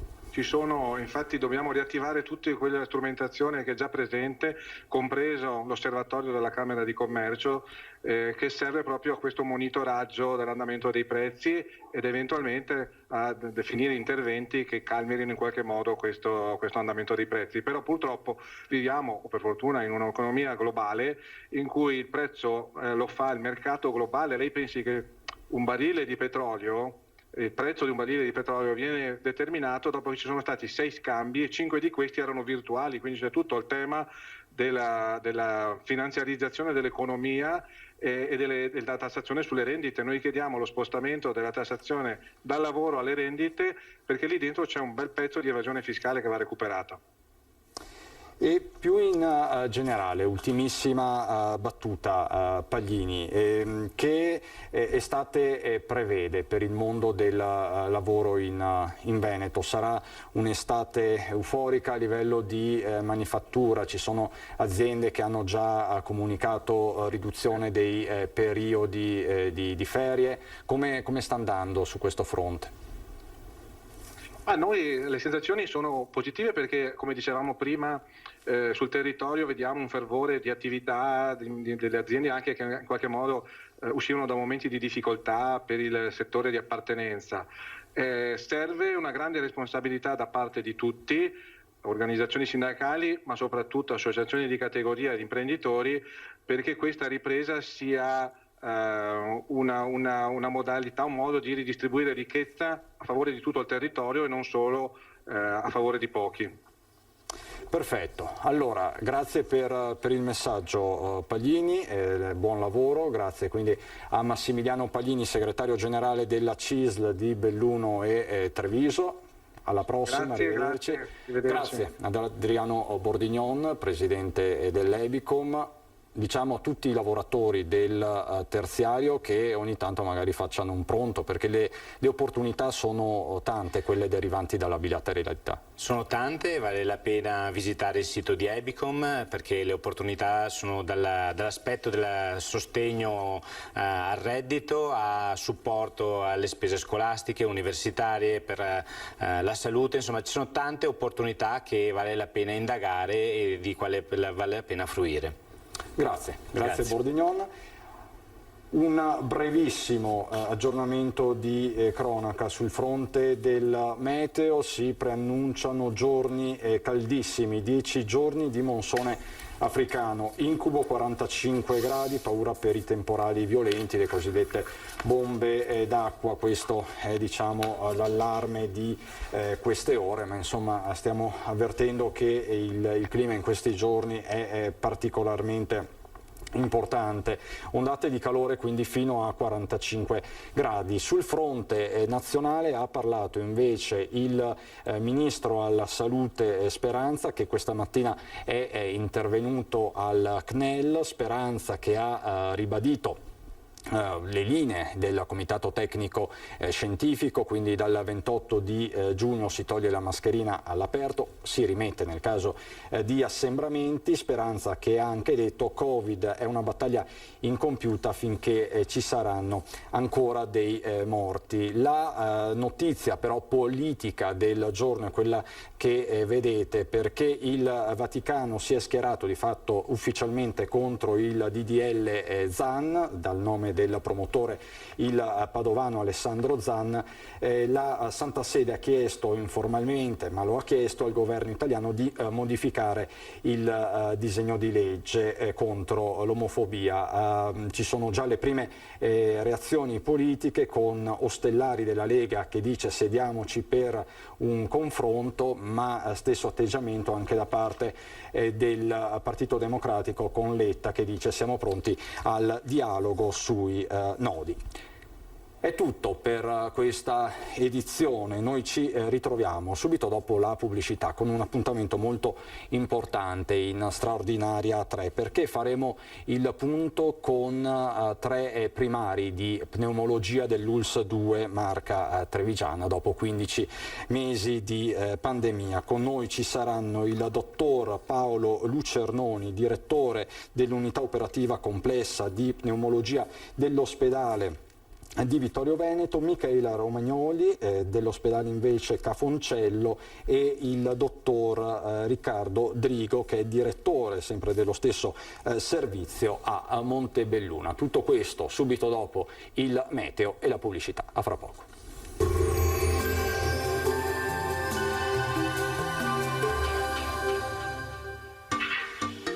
Tremonti, attrezzature e materiale per saldatura professionale a Montebelluna. Benvenuti al meteo. L'ondata di caldo africano non molla alla presa, nessuna tregua, con l'aria rovente che insisterà anche nei prossimi giorni. Vediamo insieme il dettaglio di martedì 22 giugno. Sul Veneto l'alta pressione ci regala una giornata ampiamente soleggiata, il cielo sarà sereno o velato salvo per il possibile sviluppo di cumuli sulle zone montane. Precipitazioni in genere assenti, tuttavia non si esclude qualche locale acquazzone nel corso del pomeriggio sui rilievi. Temperature bollenti, minime tra 19 e 23 gradi, valori massimi compresi invece tra i 28 e i 34 gradi. Ci spostiamo ora sul Friuli Venezia Giulia, dove avremo una giornata soleggiata dappertutto. Anche qui il cielo si presenterà sgombro da nubi e senza piogge. Temperature minime tra 19 e 24 gradi, valori massimi invece sui 29-33 gradi. Infine uno sguardo alla situazione del Trentino Alto Adige, dove non cambia lo scenario, sarà soleggiato un po' su tutti i settori, lo vedete, al massimo con qualche velatura. Temperature minime intorno ai 20-21 gradi, massime infine sui 32 gradi all'incirca. Dal meteo di Antena 3 per ora è tutto, grazie per l'attenzione, arrivederci al prossimo aggiornamento.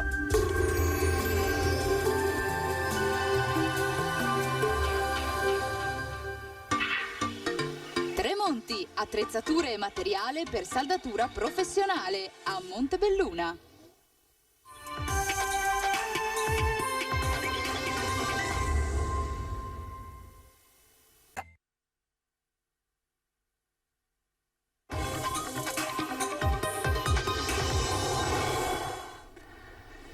Bentrovati di nuovo, Straordinaria a 3, i temi della salute e del benessere come ogni martedì in primo piano con l'ULSS 2 Marca Trevigiana. Oggi è una puntata molto importante perché non solo abbiamo 3 ospiti importanti, ma la tematica lo è di sicuro ed è soprattutto di strettissima attualità, perché parliamo di pneumologia, parliamo di questa specializzazione che in questi ultimi 15 mesi è sempre stata alla ribalta, di fatto è stata una delle specializzazioni cardine nell'affrontare l'emergenza, la pandemia e nell'affrontare anche situazioni spesso di estrema criticità. Per questo saluto e ringrazio la dottoressa Michaela Romagnoli, direttrice dell'unità operativa complessa di pneumologia al Cafoncello di Treviso, poi il dottor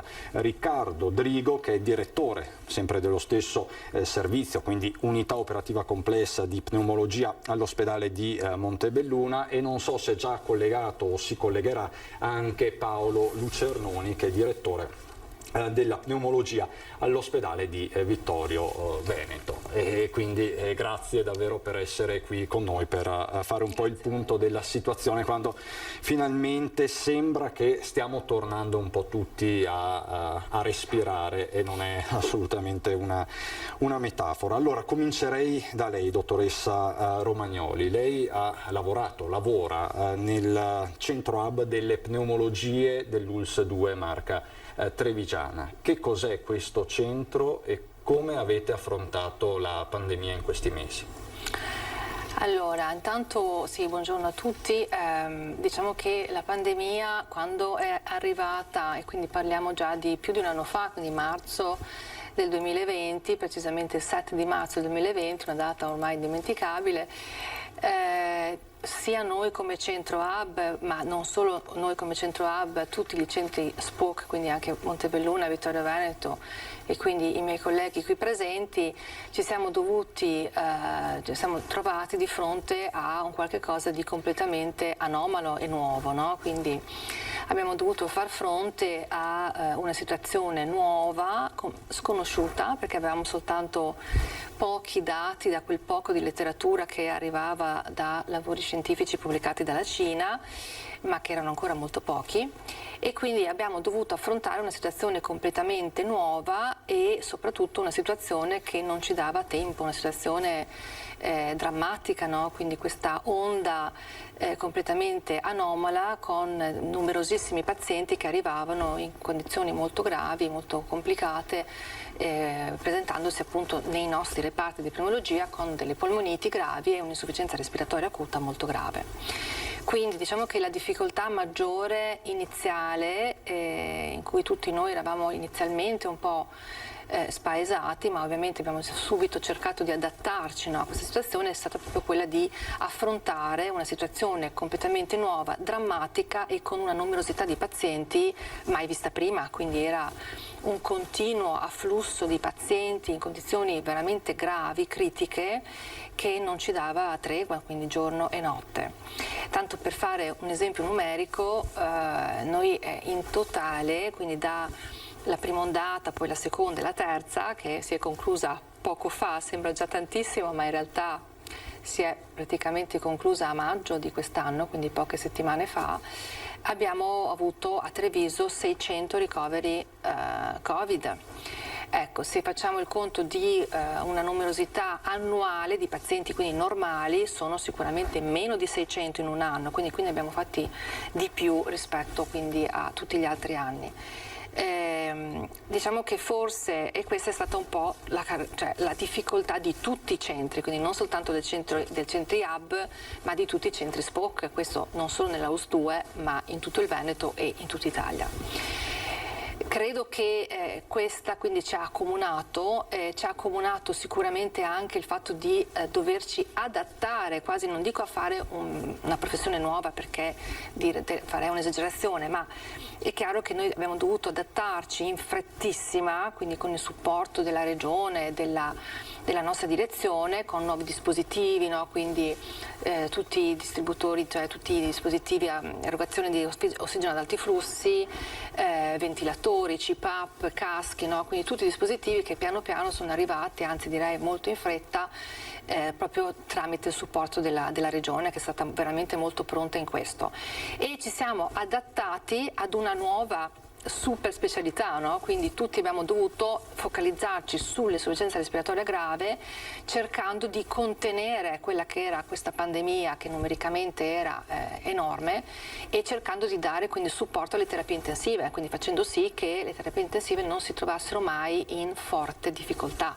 Quindi questa è stata forse la cosa più difficile, quindi un turnover continuo per accettare pazienti nuovi dal pronto soccorso gravi, trasferirli in terapia intensiva quando c'era necessità, riprendere dalla terapia intensiva quando il paziente veniva estubato, quindi nella post periodo di intubazione, e via via poi gli altri reparti, le malattie infettive, le medicine, quindi una grandissima collaborazione, no, tra unità operative diverse. Quello che forse ha un po' più caratterizzato il centro hub è stata proprio la numerosità, quindi sicuramente un numero molto importante, tanto che poi noi a un certo punto nella seconda ondata abbiamo dovuto aprire un secondo reparto, quindi 2 team di medici, ovviamente le nostre forze epidemiologiche non erano sufficienti, quindi abbiamo dovuto prendere proprio tra virgolette medici di altre specialistiche che sono stati eccellenti, quindi abbiamo fatto un team multidisciplinare che è stato veramente molto efficiente. Perché si sta presto, no, a dire dobbiamo trovare nuovi medici, nuovi operatori, ma bisogna formarli. Certo. Qui parliamo di specializzazioni importanti, complesse, dico bene. Sì, assolutamente, dove ci sono degli cosiddetti skills, no? Cioè abbiamo delle competenze che ovviamente sono specifiche della nostra specialità, quindi il trattamento dell'insufficienza respiratoria acuta ovviamente fa parte delle nostre competenze e quindi abbiamo dovuto un po' fare da insegnanti, tra virgolette, ai colleghi che quindi sono venuti in nostro aiuto, ma che si sono comunque adattati in maniera eccellente. Quindi questo che direi che una delle caratteristiche di questa pandemia è stata proprio quella di dimostrare la nostra adattabilità. Il famoso learning by doing, lo chiamano così, no? Che detta così sembra una cosa facile, ma in realtà poi all'atto pratico.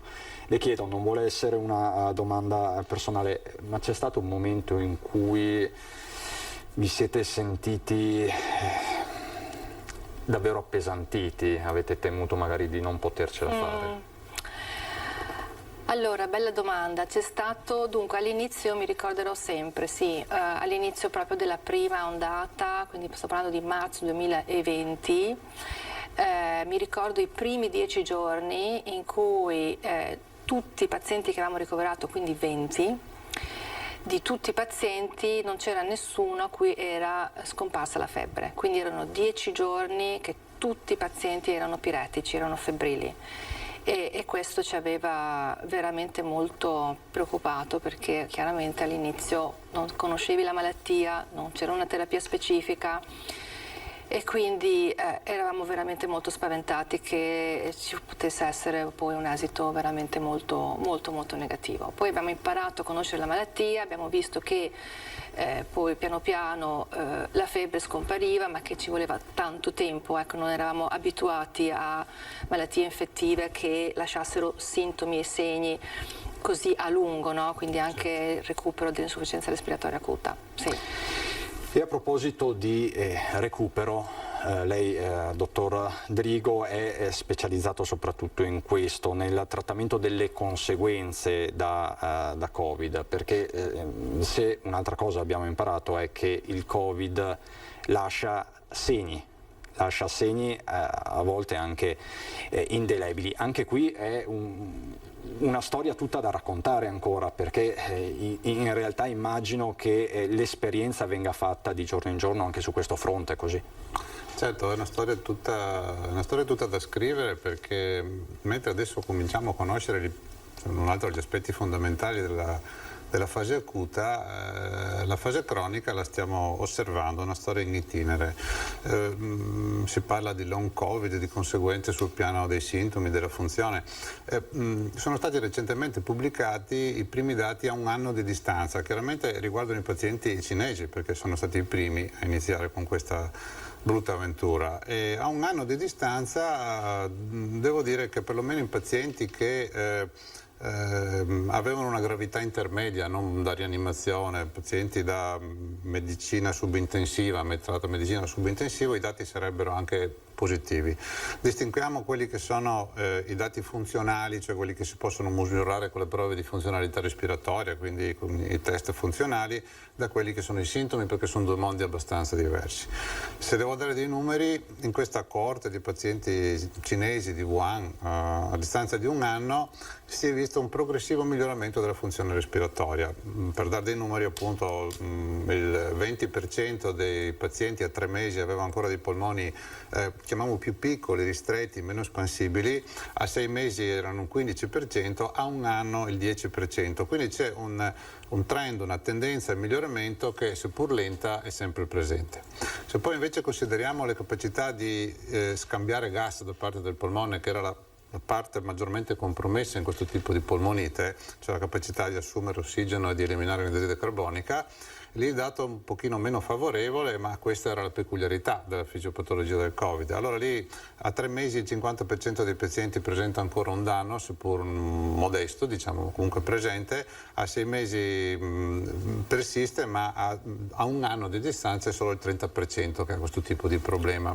Quindi i dati sulla funzione dimostrerebbero un lento ma progressivo miglioramento. La vera sfida è capire in quanti pazienti, in quali pazienti si creano dei danni importanti e permanenti o magari anche evolutivi, cioè si parte dal danno del Covid e poi da lì si va a peggiorare. E anche questa è proprio una storia tutta da scrivere, perché un recente studio multicentrico italiano parla di un 17% di alterazioni di tipo cicatriziale che non si sa bene da che parte poi vadano sostanzialmente. Questo è l'aspetto un po' più inquietante. Questo è l'aspetto più inquietante sicuramente. Devo dire che abbiamo cominciato un'analisi sistematica della funzione respiratoria a partire dai pazienti della seconda ondata. E partendo non da tutti perché era impossibile, ma da quelli teoricamente più gravi, cioè coloro che erano dimessi dal reparto di riabilitazione, che ha fatto un grande lavoro da questo punto di vista, perché nel reparto di riabilitazione arrivavano coloro che provenivano dalla rianimazione, dalla subintensiva, i casi più gravi della medicina e via dicendo. E quindi in questo gruppo di pazienti, peraltro abbastanza numeroso, abbiamo dei dati che sono direi più positivi di quelli dei pazienti cinesi, una compromissione minore, pur essendo pazienti tutto sommato più gravi perché venivano da forme decisamente più gravi, e lì probabilmente possiamo pensare che i pazienti cinesi erano pazienti della prima ondata e quindi le cure erano quelle che erano, le conoscenze erano quelle che erano. I nostri pazienti provenienti dalla seconda ondata tutto sommato hanno usufruito delle conoscenze e delle esperienze della prima ondata, quindi forse di altri trattamenti sul piano farmacologico e da un trattamento anche riabilitativo che forse nelle coorti dei pazienti cinesi non c'era probabilmente. Quindi noi per ora a distanza di 4-6 mesi abbiamo riscontrato solo nel 2% dei casi delle forme gravi, preoccupanti, in cui bisogna dire cosa facciamo, come ci pensiamo, come le curiamo, ammesso che si possano curare, perché ancora non esiste una cura di queste forme rare di gravi complicanze a distanza del Covid. Sono persone che restano ricoverate, persone che possono essere assistite a casa? Allora, le persone della seconda ondata sono state tutte dimesse sostanzialmente, e io parlo in questo momento di queste persone perché abbiamo un follow-up, cioè una serie di controlli a distanza, insomma. Ecco, sono tutte persone domiciliate che però dal punto di vista della funzione continuano ad avere dei danni persistenti. Adesso vedremo anche nella nostra coorte, nella nostra casistica, a distanza di 6 o 12 mesi, cosa succederà sostanzialmente. Questa è la funzione, cioè quello che si può misurare. Il discorso un pochino più difficile è quello dei sintomi, perché i sintomi principali dal punto di vista respiratorio sono la dispnea da sforzo, cioè la mancanza di respiro sotto sforzo. L'astenia non è un sintomo prevalentemente respiratorio, cioè la stanchezza, la fiacca sostanzialmente, ma se consideriamo anche questo sintomo principale, che è la mancanza di respiro sotto sforzo, era un dato abbastanza preoccupante, perché a distanza di 2 mesi quasi metà delle persone che avevano avuto la malattia lamentavano una difficoltà nel fare esercizio fisico, una mancanza di fiato nel fare esercizio fisico. Rifacendosi sempre a questa coorte, a questo studio dei cinesi, però a distanza di 1 anno si è visto che le forme un po' più gravi di mancanza di respiro, diciamo più grave quando una persona magari parte col suo passo e poi però deve fermarsi perché gli manca il fiato, oppure quando parte con un coetaneo e poi non gli sta dietro perché gli manca il fiato. Ecco, questo grado di mancanza di respiro a distanza di 1 anno è quasi completamente scomparso. Quindi nella maggior parte, della stragrande maggioranza dei casi, è una questione di pazienza, è una questione di riprendere una vita sana e quindi di riprendere a fare un esercizio fisico costante, non lasciarsi scoraggiare, anche perché la mancanza di respiro non riconosce tra le sue cause solo le malattie polmonari, ma c'è soprattutto il decondizionamento fisico, l'essere rimasti fermi per tanto tempo, magari il sovrappeso, la psiche, soprattutto la depressione, l'ansia. Quindi è un argomento più complicato, c'è una soggettività. Tra l'altro poche settimane fa parlavamo con il primario della gastroenterologia di tutte queste situazioni complesse, cioè voi adesso dovete adottare un approccio davvero multidisciplinare anche nell'affrontare questa sindrome post-Covid, perché non c'è solo il polmone, diciamo, ma ci sono anche altri organi che possono essere compromessi. Assolutamente sì, abbiamo recentemente tenuto un incontro, diciamo, a Montebelluna, dove c'era il dottor Cernetti, che è prima della cardiologia, proprio per confrontare questi due aspetti, l'aspetto cardiologico e l'aspetto pneumologico. È difficile separare assolutamente quelli che sono i danni dell'uno e i danni dell'altro, anche perché spesso le misure non coincidono con i sintomi e viceversa, insomma. Certo. Al momento credo che comunque l'unica cosa che possiamo fare è fare delle misure, seguire bene dove troviamo i pazienti che hanno delle misure decisamente alterate con la spirometria, con i vari test di funzionalità respiratoria, e avere un po' di pazienza e riprendere una vita attiva, diciamo, per seguire i pazienti che hanno più sintomatologia dal punto di vista della mancanza di fiato. Mi dicono che ci ha raggiunto anche il dottor Paolo Lucernoni, che è direttore dell'unità operativa complessa di Vittorio Veneto della pneumologia. Ovviamente buongiorno dottor Lucernoni, vedo che le stiamo portando via del tempo prezioso perché la vedo sul lavoro. Senta dottore, l'ospedale di Vittorio Veneto ha avuto una sua innegabile specificità in questa pandemia. È stato ospedale Covid della Marca. Com'è cambiata la vostra vita, ma la vita stessa dell'ospedale anche dal punto di vista organizzativo, immagino? È cambiata moltissimo, come potete immaginare, perché questa situazione ha stravolto completamente quelle che erano le funzioni dell'ospedale e l'attività stessa. I reparti chirurgici hanno di fatto chiuso. I colleghi hanno dato una mano importante agli internisti, a noi e ai rianimatori nella gestione di questi pazienti. La nostra stessa attività è cambiata moltissimo, perché da pneumologi ci siamo trasformati in infettivologi di un certo tipo, in cui la preminenza della problematica respiratoria ha fatto sì che le nostre competenze fossero particolarmente richieste ed apprezzate. Però chiaramente questo, come contraltare, ha fatto sì che nessuno di noi abbia più curato e seguito altri malati, se non altri malati pneumologici, voglio dire, se non in sede ambulatoriale, in day hospital, eccetera. Tutto questo si è prodotto, come tutti sappiamo, nell'inverno-primavera del 2020, si è riprodotto a partire dall'autunno del 2020 e fino ai giorni attuali.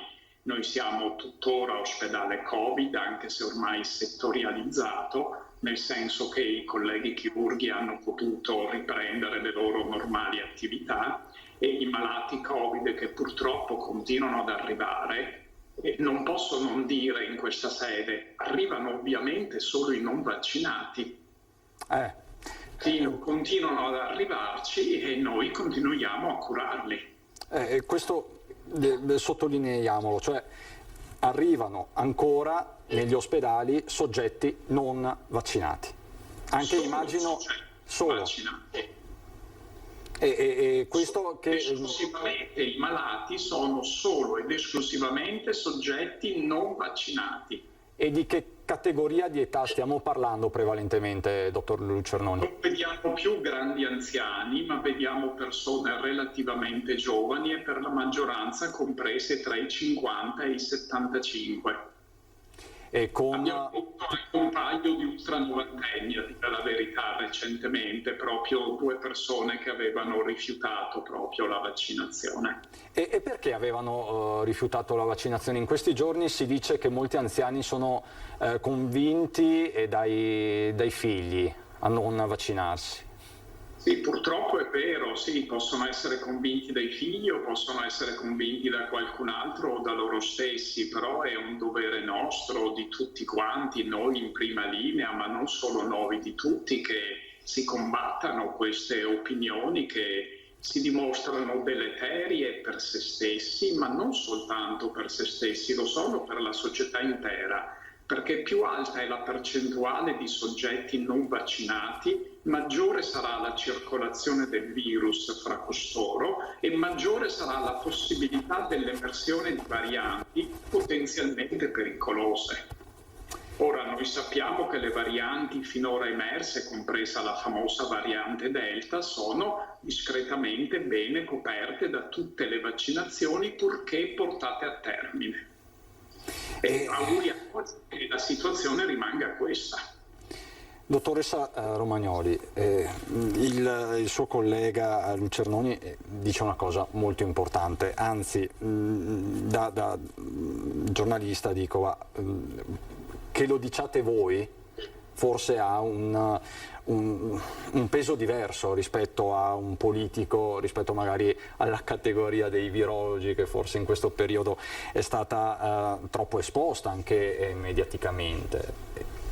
Anche lei osserva quello che osserva Lucernoni, cioè in questo momento arrivano in ospedale solo non vaccinati? Sì, allora diciamo che nelle ultime settimane a Treviso abbiamo avuto pochissimi nuovi casi, però confermo assolutamente quello che ha detto il dottor Lucernoni, cioè questi pochi nuovi casi che abbiamo avuto sono tutti casi del 1953-1957, quindi persone relativamente giovani che non avevano avuto appunto alcuna vaccinazione o che avevano fatto una prima dose di vaccinazione, ma la maggior parte sono non vaccinati, quindi io assolutamente sposo appieno quello che ha appena detto il collega Paolo Lucernoni, perché credo che è soltanto con la vaccinazione che noi possiamo uscire da questa pandemia. Cioè io credo che, anzi mi ricordo benissimo, avendo vissuto noi sulla pelle, no? Quello che è stato la drammaticità di questo momento storico,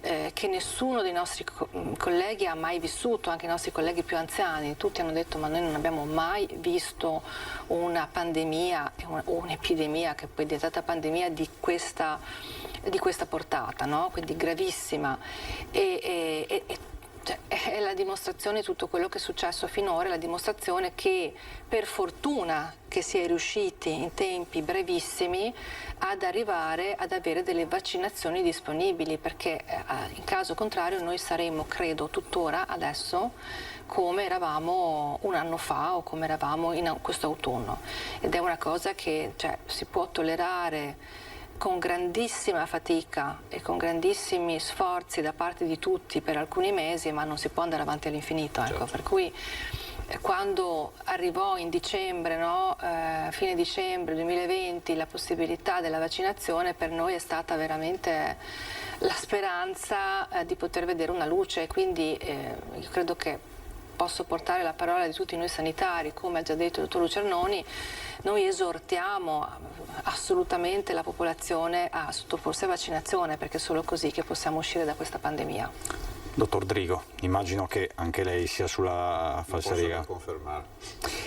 Abbiamo una telefonata in linea, pronto, chi parla? Buongiorno, sono Giusi e lei i suoi ospiti. Buongiorno signora Giusi, prego. Volevo chiedere una cosa ai medici. Prego. Visto che questo Covid attacca i polmoni, ma perché non ci fate il pneumococco per noi diversamente giovani? Io l'ho fatto nel 2008, sono passati 13 anni. Certo. Devo fare richiamo? Oppure basta così? Per diversamente giovane, non per farmi i fatti suoi, signora Giusi, quanto intende? Più o meno. Dopo i 60 e i 70. Mamma mia. Dottor Drigo, cosa possiamo dire alla signora Giusi? Ma che tutto ciò che è successo finora non toglie quelli che sono gli obblighi vaccinali che noi consigliavamo fin dall'inizio, cioè la vaccinazione antinfluenzale, la vaccinazione antipneumococcica, che ha i suoi richiami e che teoricamente appunto bisogna rispettare. Ovvio che in questa situazione, in questo momento, il problema vaccini è tutto focalizzato sul Covid, diciamo, quindi anche tutte le forze in campo per fare vaccini e sono molte, insomma, perché siamo terminata l'emergenza pazienti acuti e cominciata l'emergenza vaccini, cioè bisogna avere medici e infermieri per farli. Questi vaccini sono tutti focalizzati giustamente sulla vaccinazione per il Covid, diciamo, ma ciò non toglie che appena ricomincerà un briciolo di normalità bisognerà ricominciare a rispettare gli obblighi vaccinali, riprendere in mano le altre tutta vaccinazioni. Tutta l'attività certo. ordinaria di cui parlava anche il dottor Lucernoni. Diamo pienamente ragione alla signora. Grazie Giusi, grazie signora Giusi. Ecco, l'attività ordinaria, dottoressa, come siamo messi? Nel senso che è stato un continuo stop and go. Immagino che anche a livello organizzativo sia difficilissimo trovare una quadra. Sì. Allora, rifacendo così un excursus, no, di quello che è successo da marzo dell'anno scorso. Beh, ovviamente nella prima ondata come tutta la cittadinanza sa, abbiamo dovuto sospendere, ma non solo noi, pneumologia, insomma tutte un po' le specialità, hanno dovuto ridurre l'attività sia ambulatoriale che l'attività chirurgica, no? Quindi questo per dare modo agli anestesisti di essere più presenti per questa emergenza, e l'attività ambulatoriale è stata ridotta alle visite diciamo urgenti o comunque con urgenza differita, per dare modo ai medici anche ambulatoriali di poter entrare in campo e aiutarci nella gestione di questa pandemia. Ovviamente tutto questo ha portato ad un accumulo, no? Quindi visite non espletate, quindi a un accumulo di visite ambulatoriali. Questo è stato così nella prima fase, nella prima ondata, nella seconda e nella terza. Quindi adesso è chiaro che ci troviamo, soprattutto noi come pneumologia, a dover gestire questo diciamo, pregresso insomma, di visite ambulatoriali, e troveremo come... Ovviamente metteremo in campo tutte le nostre forze, ma chiaramente tutti capiranno che non è semplice, no? Perché si tratta di un numero importante. Diciamo che qui nei giorni scorsi c'è stata anche una rivisitazione del piano di sanità pubblica a livello regionale. Esatto. Teoricamente tutte queste visite dovrebbero essere riprese in mano, espletate entro la fine dell'anno, ma sì, ogni direzione sta formulando un proprio piano, immagino, coinvolgendo tutti i primari. E infatti ci stiamo proprio organizzando quella direzione in questo senso.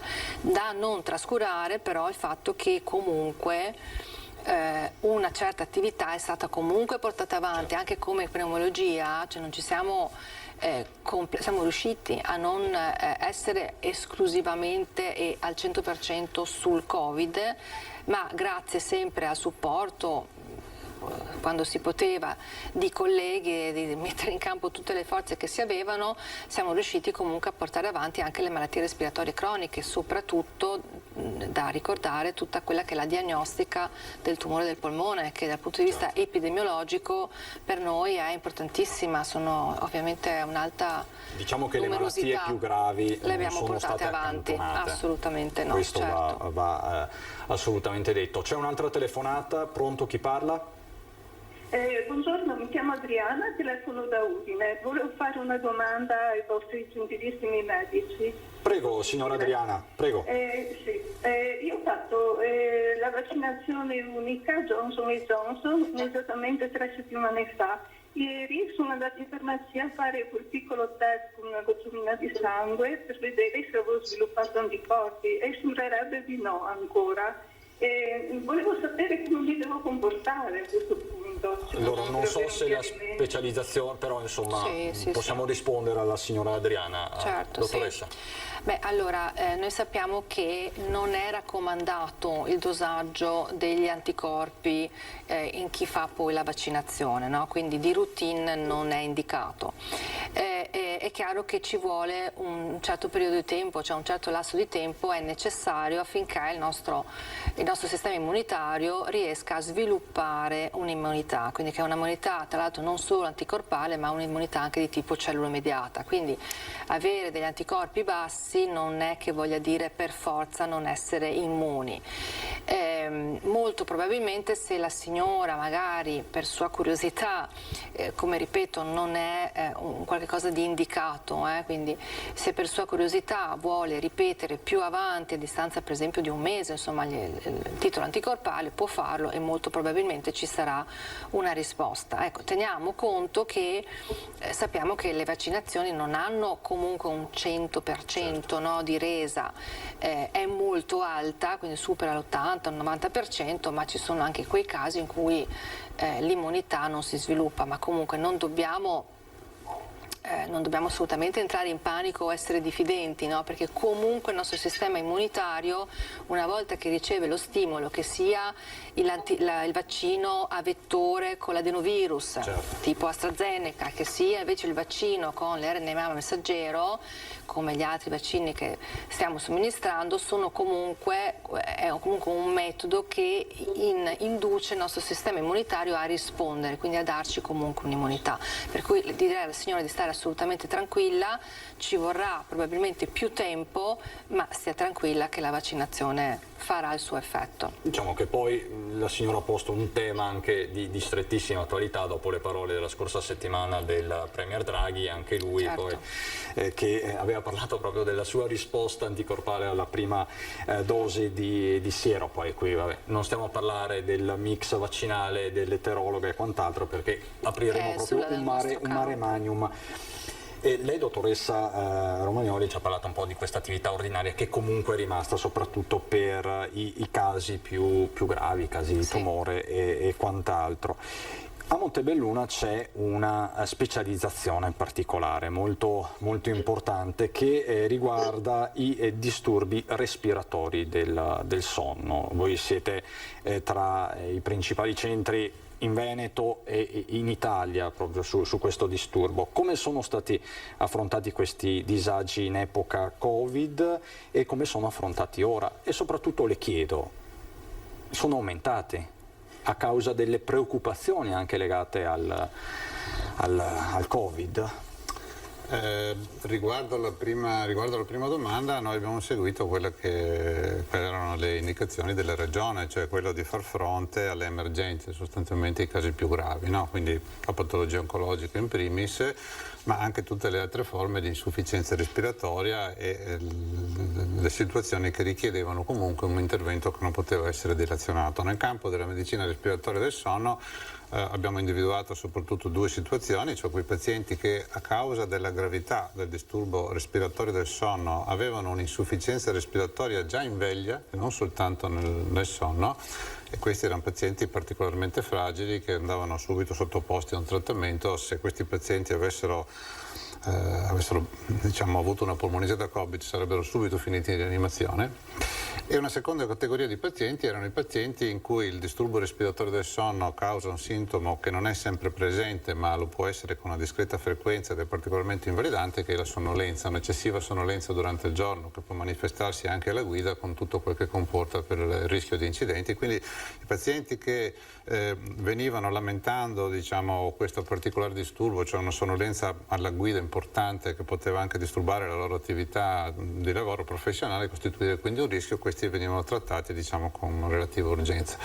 Questi siamo riusciti a contenere questo tipo di patologia. Poi cosa vuole? Il problema dei disturbi respiratori del sonno è un problema un po' irrisolvibile, perché lei immagini che è un problema che interessa, anche solo considerando i casi a cui va dedicata una certa terapia di un certo impegno, il 15% della popolazione adulta. Certo. Quindi parliamo di cifre... Parliamo che una recente stima dell'Emilia Romagna dice dai 300.000 a 1 milione di persone, insomma, ecco, quindi nessun sistema sanitario nazionale, neanche il più perfetto del mondo, riesce a affrontare in tempi brevi questo tipo di patologia. Credo che anche prima del Covid, ma soprattutto in questa situazione, in questo momento, la cosa importante sia cercare di conoscere, di riconoscere sia da parte del medico di medicina generale sia da parte del paziente stesso quali possono essere dei segnali di allarme di una particolare gravità. E questi possono essere quelli che ho detto prima, c'è una particolare grado importante di sonnolenza durante il giorno, la presenza di insufficienza respiratoria. Ormai tutti nelle nostre case abbiamo il saturimetro, quindi un paziente che russa, che ha le apnee ma anche una saturazione bassa, questo va sicuramente visto con una certa urgenza, o il paziente che ha delle comorbidità, soprattutto cardiovascolari importanti, che non sono ben controllate dalla terapia e che contemporaneamente russa e va in apnea durante il sonno. Ecco, questi sono segnali di una gravità maggiore rispetto al paziente che russicchia, qualche apnea, cambia la posizione e va meglio. Ecco, quindi bisogna che il paziente stesso, prima di tutto, proprio per un senso anche di responsabilità, ma anche proprio per gestire adeguatamente la propria salute, sappia quando deve richiedere una certa urgenza oppure quando no. E tra l'altro non so se il tema è collegato, ma parlando di sintomi post-Covid, tante persone, poco tempo fa abbiamo raccontato la storia di un infermiere, per esempio, in particolare, dice: io ho perso completamente i ritmi veglia-sonno. Anche questo è uno dei sintomi legati al post-Covid? Sì, allora i disturbi del sonno in generale possono essere una delle conseguenze dei sintomi lamentati dai pazienti dopo il Covid. Consideriamo soprattutto anche i pazienti che hanno avuto delle esperienze particolarmente drammatiche, cioè dormire in rianimazione è un qualcosa che scombussola il sonno di chiunque sostanzialmente, perché tutti i nostri ritmi sono completamente alterati, le paure, le angosce, i farmaci e via dicendo. C'è un delirio che può verificarsi anche in pazienti in rianimazione e questo ulteriormente complica tutto quello che sono i nostri ritmi circadiani, i nostri ritmi di sonno, veglia e via dicendo. E in realtà per quel che riguarda i disturbi respiratori del sonno, cioè soprattutto la situazione più comune che è la sindrome dell'apnea ostruttiva del sonno, non c'è un rapporto diretto tra una cosa e l'altra. Abbiamo studiato anche qualcuno che lamentava particolari disturbi che potevano essere riconducibili alla nostra competenza, ma in realtà è più un disturbo riconducibile a una sfera neurologica e psicologica, insomma, dove qui torniamo al discorso dell'approccio multidisciplinare di cui parlavamo prima. C'è un'altra telefonata, pronto, chi parla? Puttolin Sergia. Pronto, signora, non la sento, chi parla? Puttolin Sergia. Signora Sergia, prego. Sì, chiamo da Fergaresa. Prego, signora Sergia, dica. Allora, io premetto che ho 77 anni, quindi ormai sono una vecchierella. Beh, dai. No. Allora, a novembre ho preso penso dalle nipotine, da mio figlio che girano qua, l'abbiamo avuta in forma leggera. Praticamente a me, alla nuora e a mio figlio ci mancava soltanto l'odorato. Ah, ok. Quindi sì, e abbiamo fatto il tampone, è risultato positivo. Dopo una settimana, a parte il figlio aveva poca carica batterica e io invece ne avevo. Però ho avuto soltanto il sintomo dell'odorato, altri problemi, tosse, altri problemi, gusto, ce l'avevo. Fatto il tampone è risultato negativo e l'unico problema che mi è rimasto un po' di angoscia, agitazione, che quella fa parte già di me, e quando sono andata a fare il vaccino, che l'ho avuta a novembre la crisi, sì. E poi è fatto negativo e i primi di aprile sono andata a Ponte di Piave. Si è Ho vaccinata? trovato il dottor Benassi, mi hanno fatto l'Astra Sì. e mi ha detto che bastava solo una dose perché avevo fatto questa anche se in forma leggera.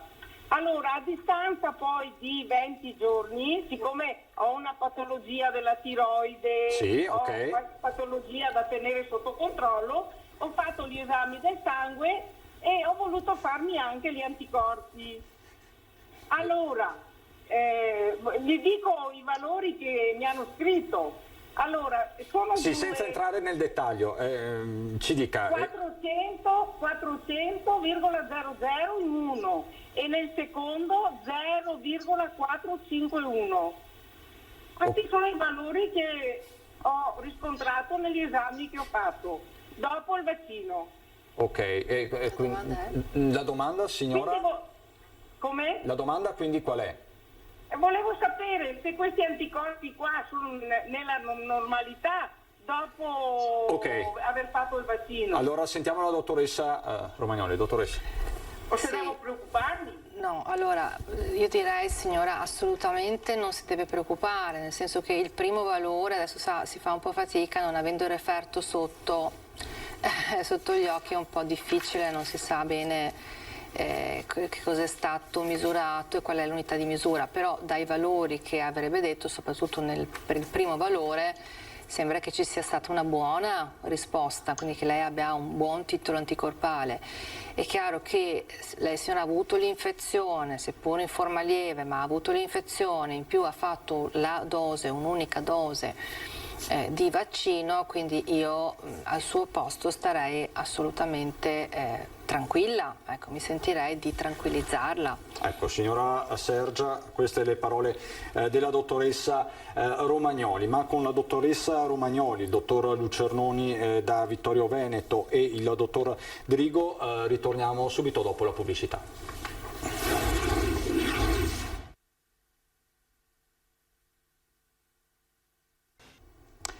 Di nuovo in studio insieme in Straordinaria 3 per parlare della pneumologia ai tempi della pandemia. Fa rima, ma in realtà sappiamo che questo binomio è stato indissolubile in questi 15 mesi, in questi ultimi 15 mesi. Siamo qui con Michaela Romagnoli, che è direttrice dell'unità operativa complessa di pneumologia al Cafoncello, con Riccardo Drigo, stesso servizio all'ospedale di Montebelluna, collegato via Skype il dottor Lucernoni da Vittorio Veneto. Dottore, chiedo anche a lei qual è stata l'esperienza in ospedale che più vi ha colpito in questi mesi di pandemia Covid, e vi è un episodio in particolare che l'ha segnata e che vuole condividere con noi? Ma sono numerosi gli episodi che da un punto di vista umano ci hanno toccato un po' nel profondo, al di là di quello che è il rapporto meramente professionale che abbiamo, anche perché dobbiamo avere con i nostri pazienti. Indubbiamente il vedere i saluti fra anziani coniugi guariti, quando lui o lei ha potuto riabbracciare il coniuge una volta dimesso. Sono molto toccanti anche alcuni racconti che ho sentito da più di qualcuno, di persone che sono sopravvissute alla degenza in rianimazione e che hanno raccontato episodi delle loro percezioni tra il sonno e la veglia, e tra anche percezioni che possono essere anche considerate oniriche per certe cose, ma che però si capisce che vanno anche un pochino al di là. Queste cose sono molto toccanti anche per noi medici, anche anziani medici induriti dalla professione, quale il sottoscritto che vi parla. Indubbiamente questa malattia è stata una tragedia per la popolazione. In Italia abbiamo avuto più di 130.000 morti, questo non lo possiamo dimenticare. Ognuno di noi ha visto morire tante persone.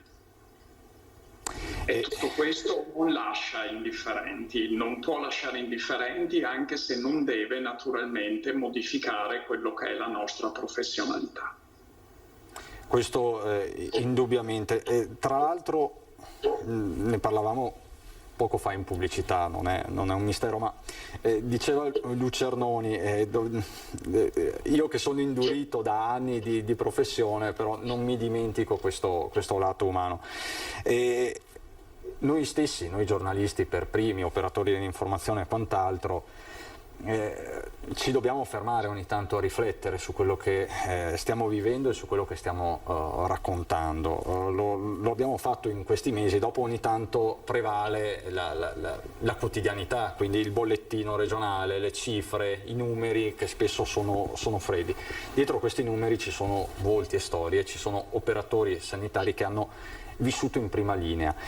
Spesso queste cose vengono anche raccontate con un po' di retorica, però non c'è retorica, è esperienza vissuta. Romagnoli, come si fa a comunicare adeguatamente questo?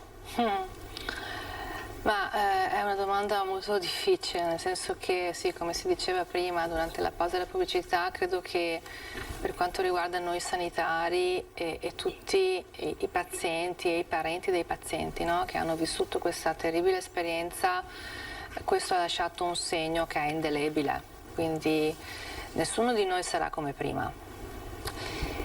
Sicuramente questo ci ha portato anche tanti aspetti positivi, perché ci ha insegnato a dare anche le priorità alle cose importanti, no? Quindi forse a mettere da parte certe cose che tutto sommato sono shock ed inutili, no? Quindi certe preoccupazioni che ci facciamo sempre nella vita quotidiana, e forse questo ci ha fatto capire a tutti noi quali sono veramente le cose importanti.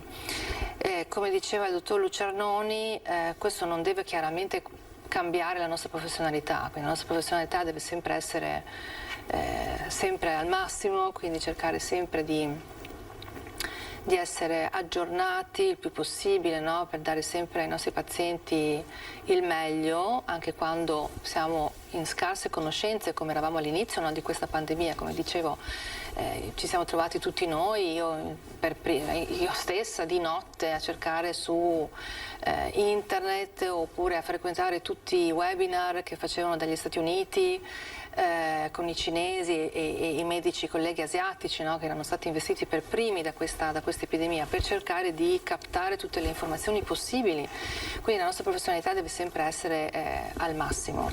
Questa pandemia ci ha anche insegnato tanta umanità, no? Che credo per un medico sia fondamentale. Noi non possiamo prescindere dal lato umano perché ci troviamo sempre a che fare con le persone che stanno male, ma questa pandemia in particolare ci ha insegnato che il lato umano è importantissimo e non va mai perso di vista. Ecco. Anche perché voi siete stati l'unico interfaccia per i pazienti, perché i pazienti erano di fatto isolati, da poco che si parla di ritorno anche delle visite in ospedale e anche qui nulla sarà come prima, l'ho detto anche l'assessore Lanzarin nei giorni scorsi, forse eravamo abituati a dei reparti porto di mare a volte, no? Con troppe concessioni, questo va detto, no, dottor?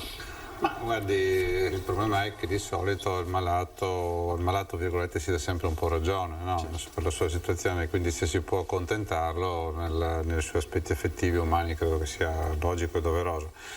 Certo che questa è una delle cose che abbiamo imparato effettivamente, perché di questi tempi non possiamo permetterci di abbassare la guardia al punto di tornare ad abitudini che alla luce delle conoscenze attuali sono foriere di possibili guai. Da questo punto di vista, quindi sicuramente ci saranno delle procedure molto più strette, molto più rigide, dei controlli, delle modificazioni anche nel tempo, perché magari si fa fatica a capire come cambino queste modalità da una settimana all'altra, però ecco, una cosa che abbiamo imparato, proprio se ne discuteva in questi tempi, è proprio la plasticità, cioè la velocità con cui dobbiamo adeguarci, cambiare anche nelle nostre regole, e tra queste quelle dell'accesso all'ospedale, proprio per cercare di stare al passo, diciamo, con l'epidemiologia della malattia. Quindi sicuramente cambieranno anche questi aspetti. Abbiamo tempo per un'ultima telefonata. Sì, pronto? Chi parla? Sì, mi chiamo Giuseppe, telefono da Udine. Buongiorno Giuseppe, prego. Sì, pronto? Sì, la sentiamo, forte e chiaro. Prego Giuseppe. Ecco, io devo fare una prima dichiarazione di grande simpatia per la vostra emittente. Anche se chiamo da Udine, ogni giorno vi ascolto, ogni giorno apprezzo la conferenza di Gaia, ma anche il modo giornalistico di affrontare i problemi senza eccessive, senza mettere a confronto delle persone che si devono scannare tra di loro perché hanno espresso una frase che si può strumentalizzare. Ma detto questo, alla fine rivolgo un consiglio, se così si può chiamare, ai giornalisti, di documentarsi come fate voi a delle persone ragionevoli, eccetera, ma ancor più fare dei confronti col mondo che ci sta vicino. Cioè noi molto spesso facciamo dei confronti tra la regione e lo Stato e tutto questo ci porta in un vicolo cieco. E io mi domando, non sarebbe più costruttivo e più lineare e più logico confrontare i nostri, quelli che avete seduti al vostro tavolo, i nostri esperti con quelli della Slovenia, dell'Austria, della Francia, delle nazioni che sono più vicine che per ragioni climatiche, per impostazione istituzionale, eccetera, prendono delle decisioni che sono come le nostre, che rispecchiano le nostre necessità e che probabilmente ci porterebbero ad uniformare i nostri concetti, non uniformarli nel senso peggiore in basso, uniformarli in alto, certo, e poter trarre delle conseguenze che sono condivisibili tra esperti, tra i vostri scienziati, tra questo dottore che vedo adesso in televisione, tra il suo collega e la dottoressa che c'è vicino, che esprimono dei concetti validissimi. Però le televisioni normalmente cosa fanno? Non mettono in crisi queste persone in difficoltà, in confronto acerrimo contro altre scientifiche, politiche, eccetera, del nostro paese. Signor Giuseppe, però insomma noi cerchiamo di fare il nostro e la ringrazio comunque per il complimento, ma lei pone un tema reale di cui stavamo discutendo anche prima, ma io non ho dubbi sul fatto che la dottoressa Romagnoli, per esempio, condivida anche le pratiche cliniche con altri colleghi, poco fa ce lo ha detto fondamentalmente. È importante anche questo aspetto. Sì, Grazie signor Giuseppe. No, quello che posso rispondere al signor Giuseppe è che come si diceva prima, no? Cioè, tutta la nostra attività clinica quotidiana, indipendentemente dal Covid, viene sempre svolta sulla base di evidenze scientifiche, quindi linee guida, lavori pubblicati e quindi si legge la letteratura internazionale, quindi molti di noi sono dentro a dei panel di esperti su determinate problematiche che possono essere nel nostro campo asma, bronchite, broncopatia cronica ostruttiva, tumore del polmone, cioè ci sono... noi lavoriamo sempre in una maniera internazionale, insomma, se vogliamo, no? Quindi le nostre conoscenze sono sempre conoscenze che sono condivise con quella che è la letteratura internazionale. Ecco, nello specifico del confronto a livello giornalistico, su questo non entro in merito, però quella che è la nostra esperienza che riportiamo qui oggi con voi è sempre un'esperienza che è stata condivisa sempre a livello internazionale. Come dicevo prima, soprattutto all'inizio della pandemia non avevamo alcuna conoscenza di che cosa potesse essere questa malattia e quindi, come dicevo, di notte, cioè di giorno eravamo nell'inferno e di notte per noi che non potevamo che non eravamo di guardia come direttori, passavamo le nostre notti a studiare quello che potevamo imparare per gestire la pandemia. Immagino, e questo lo abbiamo anche raccontato, dottor Drigo, questa cooperazione, questa collaborazione fra colleghi, collaborazione anche transfrontaliera. Ma guardi, io sicuramente, ovviamente, tutto quello che ha descritto la dottoressa è stata una realtà, però voglio un attimo ricordare, se non altro, quella che è stata una cooperazione anche locale, diciamo molto stretta, perché è vero, dopo aver passato tutto il giorno al lavoro, 2 o 3 volte alla settimana i direttori delle pneumologie si trovavano in una call, ma per confrontarsi. Per fortuna le pneumologie venete sono un gruppo di colleghi ma anche un gruppo di amici soprattutto, e avevamo proprio fame di conoscere tu cosa fai, tu cosa non fai, come ti comporti, come lo risolvi, cosa succede e cosa non succede, e quindi si passavano le serate a discutere, a confrontarsi per cercare di capire, di uniformare, di concordare, ed era molto utile perché molte cognizioni scappavano, uno aveva una novità, uno aveva un comportamento, quindi siamo riusciti nel Veneto a mantenere una coesione che è stata una delle armi vincenti che ha permesso di dare al Veneto questa resilienza, perlomeno nelle terapie subintensive, che ha caratterizzato proprio il modo di reagire della pneumologia della regione Veneto anche da questo punto di vista. Quindi sarà un ricordo per il futuro che difficilmente sparirà. Avete fatto quello che si dice, dottor Lucernoni, un lavoro di rete. Concludo con lei. Sì, sicuramente, infatti ogni giovedì sera per molti mesi ci siamo trovati in collegamento web tra di noi a scambiarci le nostre opinioni scientifiche e per certi versi anche le nostre impressioni umane. E questo senza dubbio ha corroborato in ognuno di noi quell'energia che dobbiamo trovare dentro, proprio anche letteralmente per tirare avanti e per offrire il meglio di noi stessi. È stata un'esperienza umanamente importante che può rimanere anche tra le poche cose positive che questa malattia ci ha dato. Come avrete capito, io non amo il trionfalismo e ribadisco, abbiamo vissuto una tragedia che forse non è ancora finita. Però ecco, tra le poche cose positive abbiamo imparato a scambiare bene tra di noi le idee, meglio forse di prima per certi versi, e abbiamo anche imparato a usare questi nuovi mezzi, dallo smart working che abbiamo visto diffondersi a questo fiorire di webinar, eccetera, e tutto questo senz'altro è un progresso che lasceremo a chi viene dopo di noi. Grazie dottor Paolo Lucernoni, direttore dell'unità operativa complessa della pneumologia dell'ospedale di Vittorio Veneto. Grazie al dottor Riccardo Drigo, direttore dello stesso servizio all'ospedale di Montebelluna. Grazie davvero Michaela Romagnoli, direttrice dell'unità operativa complessa di pneumologia al Cafoncello. Vi ringrazio perché abbiamo fatto una fotografia molto puntuale, professionale, ma mi è piaciuto piaciuto perché è stato utilizzato molto spesso il termine umanità, che poi è la cifra stilistica che probabilmente ha sempre contrassegnato l'operato degli operatori sul campo e di voi tutti, e nel nostro piccolo abbiamo sempre tentato di documentarlo facendo rete anche da parte nostra. Grazie davvero, ritorniamo in diretta alle 18:30 con l'edizione veneta dei nostri telegiornali alle 19, il telegiornali di Venezia, 19:30 Treviso e Belluno. Ringrazio dalla regia Renato Capoia e Italo Morao, ringrazio tutti voi per la cortese attenzione e buon proseguimento di giornata.